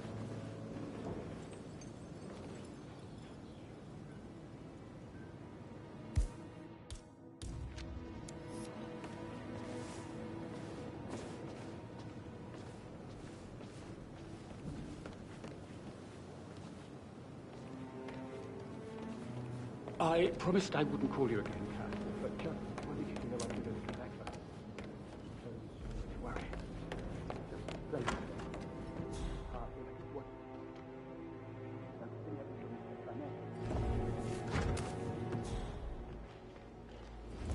Alice tell you what Emma did when she arrived?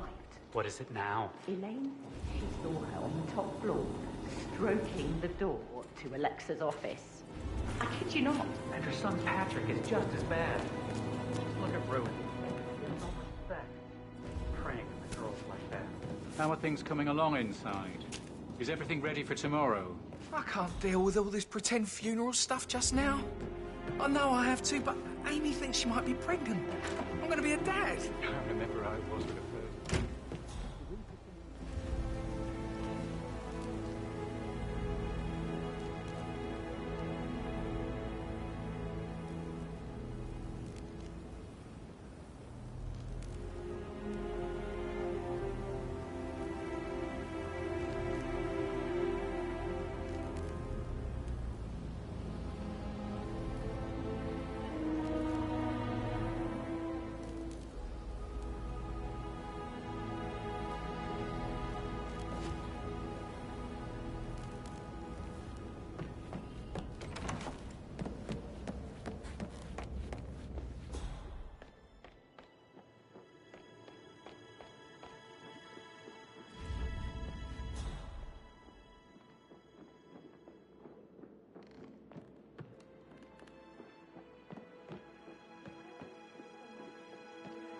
is not another knuckle-dragging rugby washout.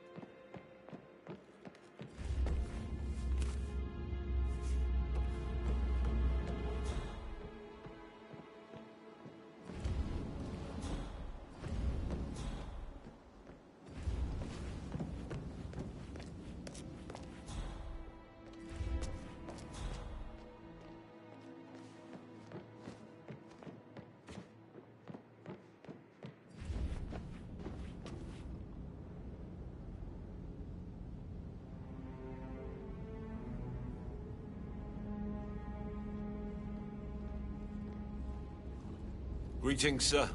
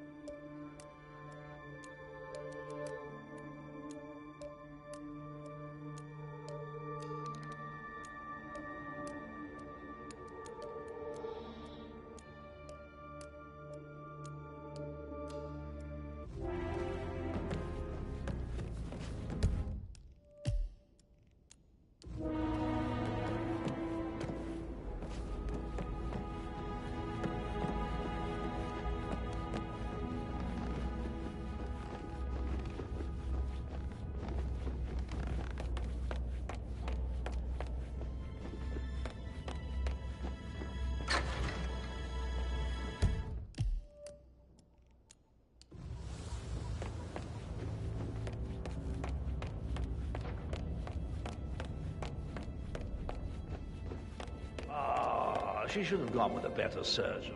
Symmetry. Symmetry, Emma. Oh, you're giving me a headache.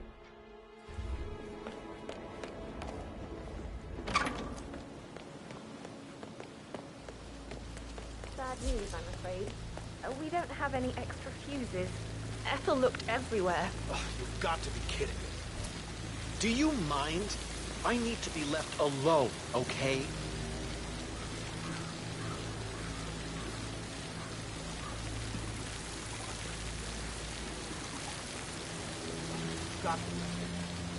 No power, no point. So, Madame Carlyle wants a picture taken.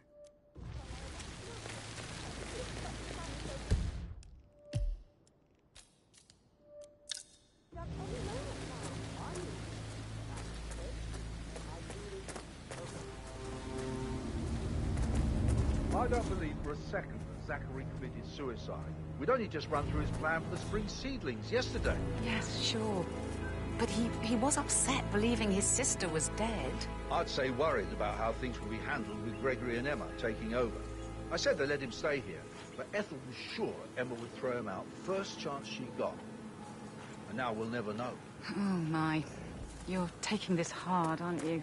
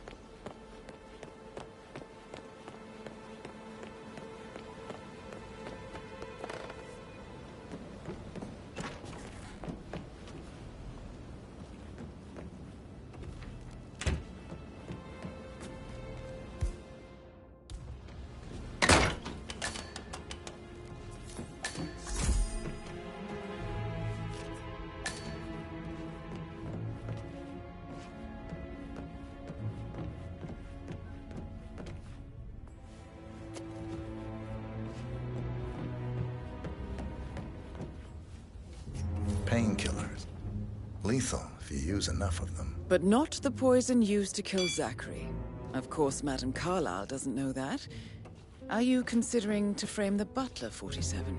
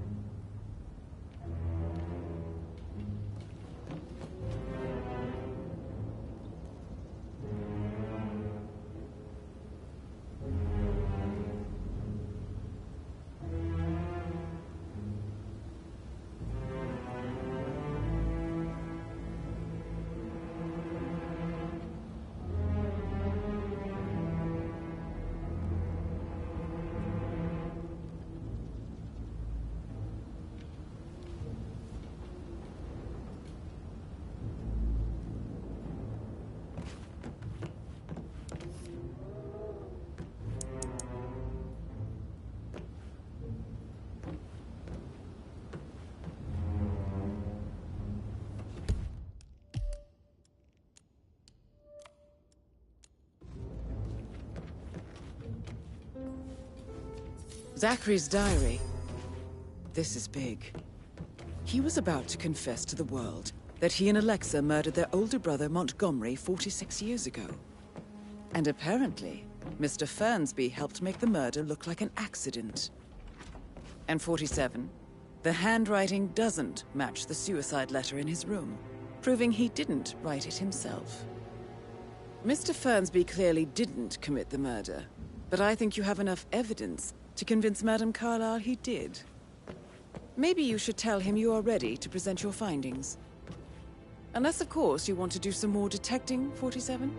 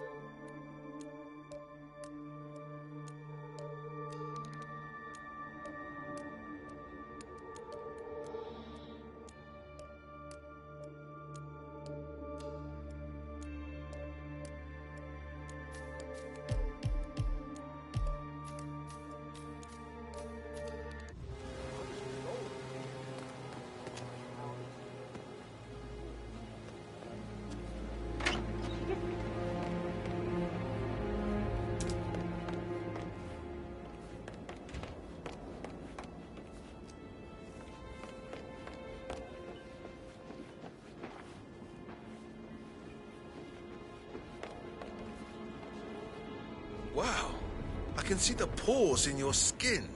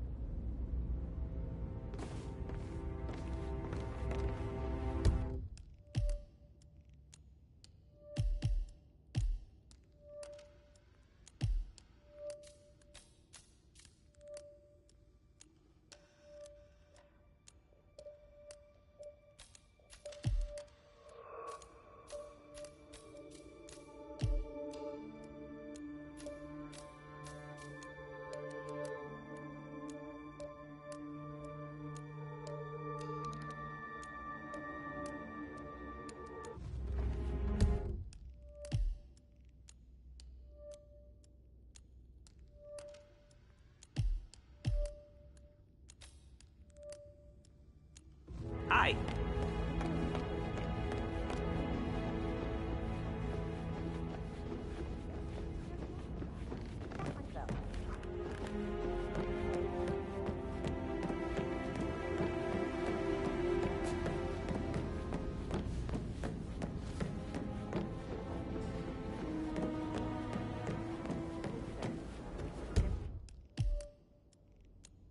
Done an honest day's work in your life. Obviously, it's all a major cock-up. The first I've ever seen.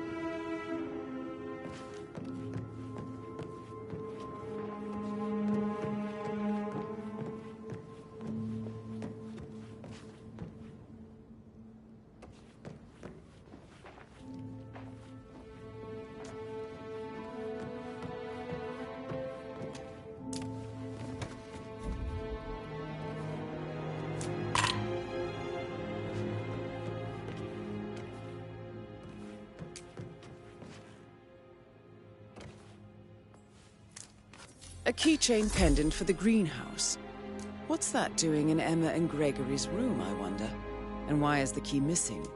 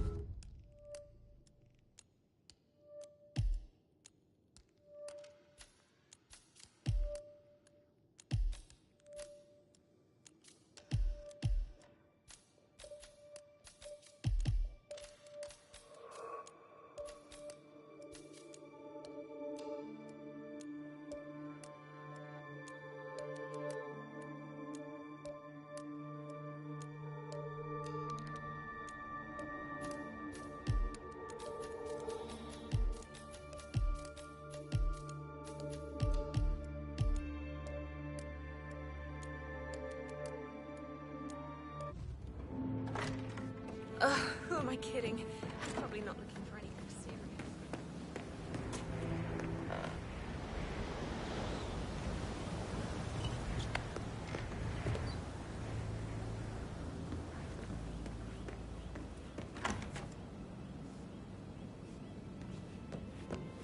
Oh, excuse me.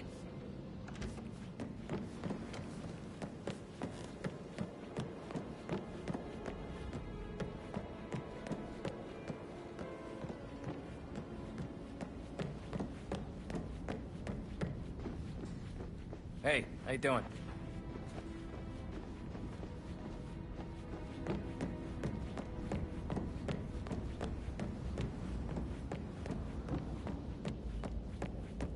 Did the portrait photographer check out? You verified his identity? I did, sir. It all checked out.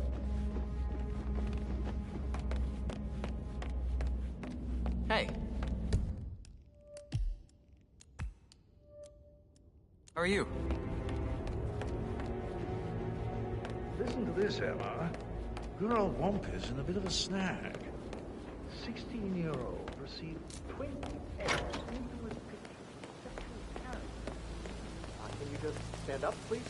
Hey, she's single, Rebecca, right? Maybe I...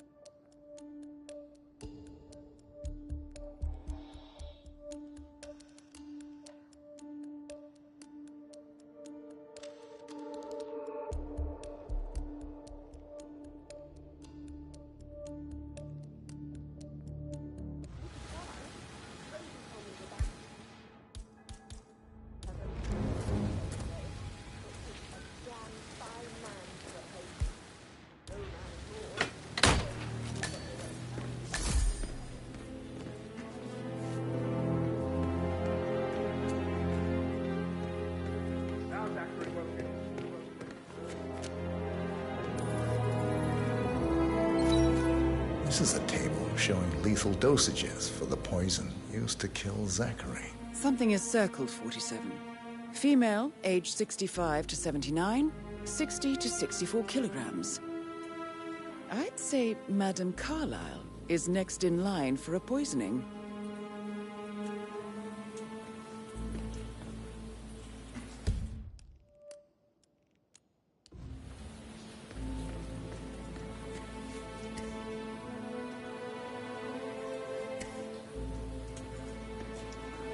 Broken lab equipment. It looks like it was recently used, though. You have uncovered enough evidence to tell Madame Carlyle that Emma is the murderer. Quite the detective, 47. I'm impressed. I suggest you go tell Mr. Fernsby. Unless you think there are more secrets to uncover.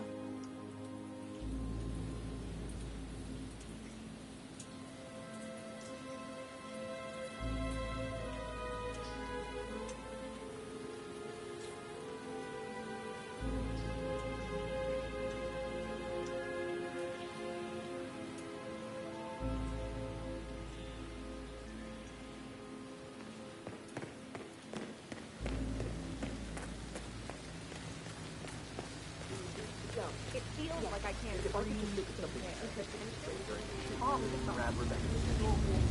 I had wanted to offer her comfort, but now that Madame Carlyle isn't dead after all, I know we're not supposed to talk.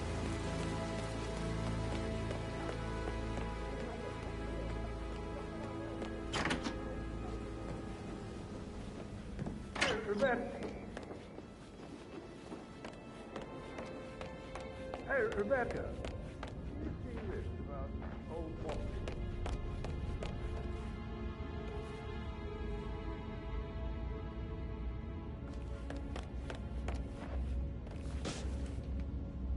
I'm ready to present my conclusion to Madame Carlyle. Very well. If you'll follow me, sir.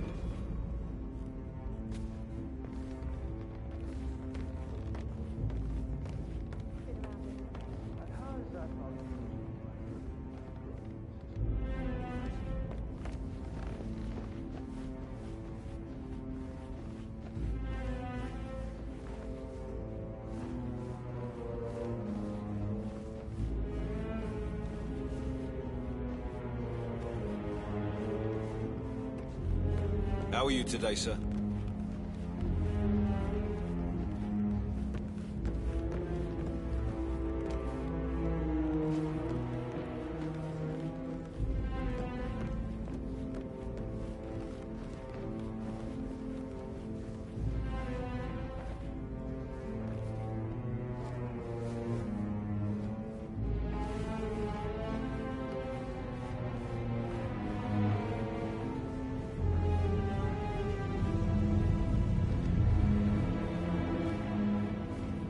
Hello, sir.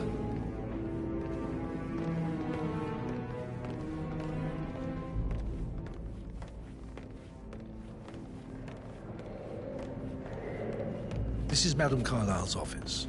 Hey there. Please step inside.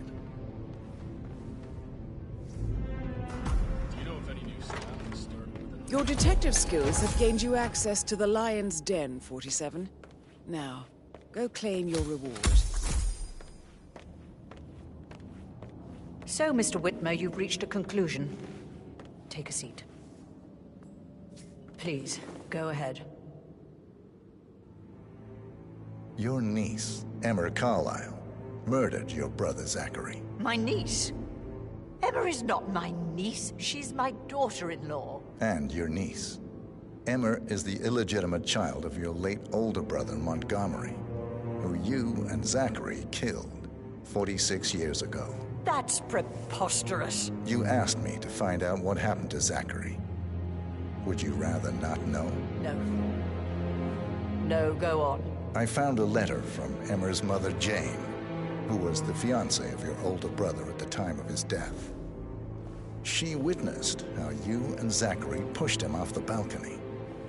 She believed you did it to steal the Carlyle empire from her and her unborn child. And she raised Emma to reclaim what she lost. Marry your heir, Gregory, get revenge, and secure the Carlyle empire for her bloodline generations to come. Emma is the daughter of Montgomery and that local girl, Jane. She is. Well, The girl got it wrong. I didn't steal anything. I did what was necessary to protect the future of the Carlyles.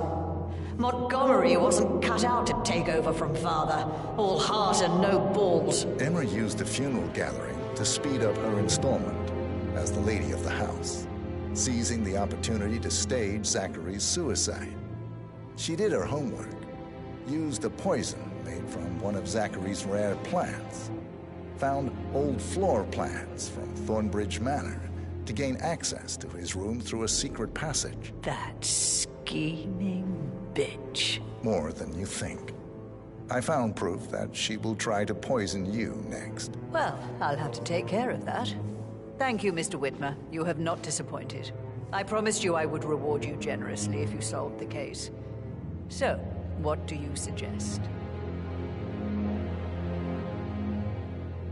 I want the file you have on Arthur Edwards. Edwards, the Constant. But how do you... Oh, I see. I expected you might show up. But to kill me, not help me. But I've been wrong on so many things lately, so why not this one? I will give you the file on Edwards. You've earned it. I don't suppose I could convince you to deal with my daughter-in-law now you're here. I would like to see her dead. No? What a shame. I'll have to see to it some other way, then.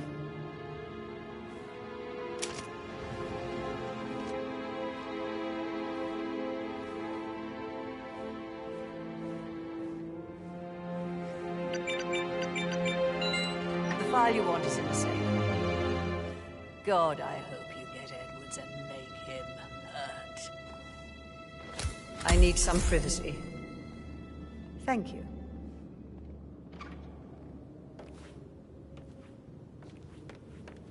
How are you, sir?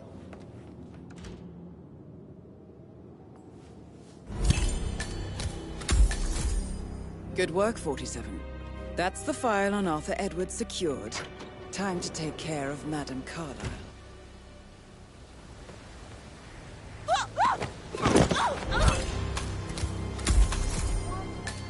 Mission complete. Well done, 47.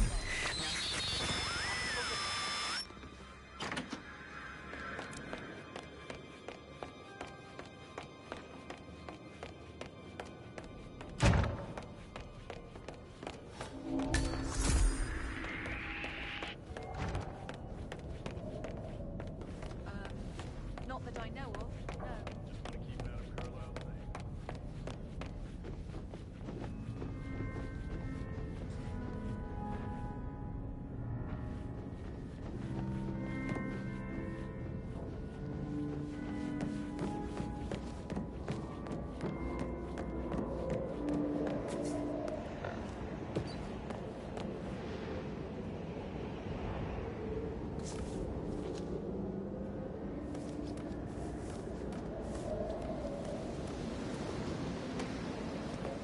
Carlyle?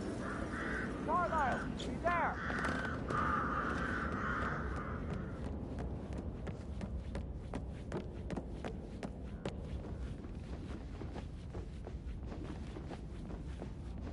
Carlyle? Do you need assistance, ma'am? I seem to have lost you.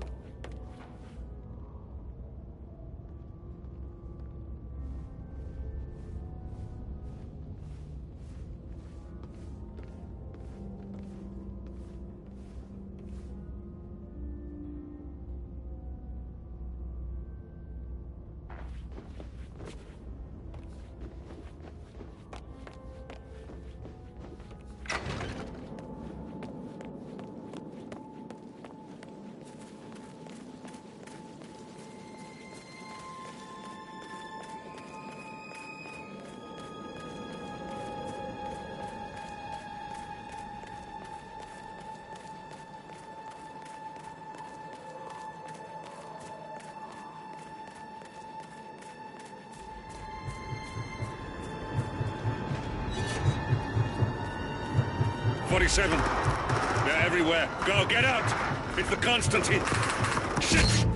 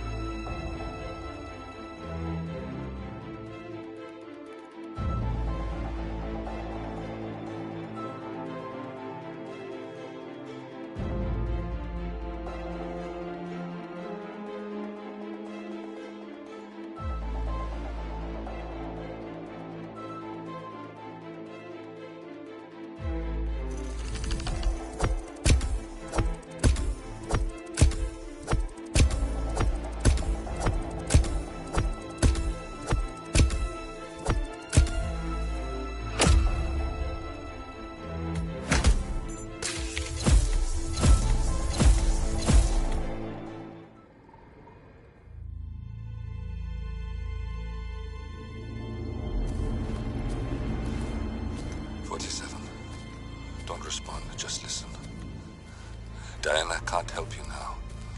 You need to find Olivia. She will know what to do. I wish there had been more time.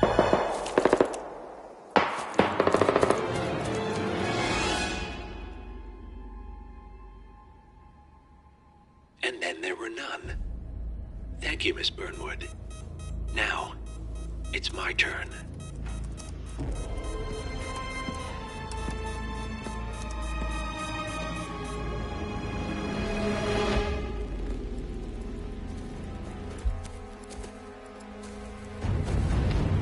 Stay down. Boss wants you alive. Yeah? How about now? Over here! Cover me!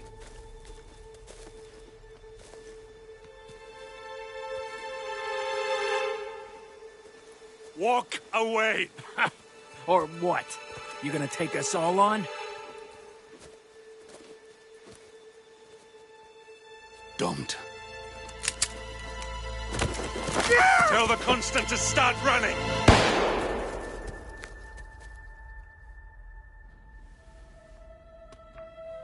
You think you've won? 47 is out there.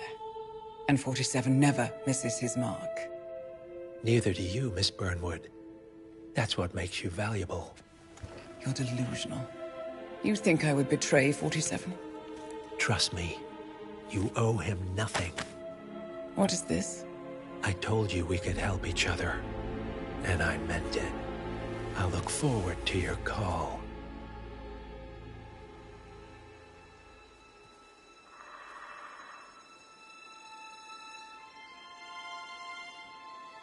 Gray is gone. Go to Berlin and stay out of sight.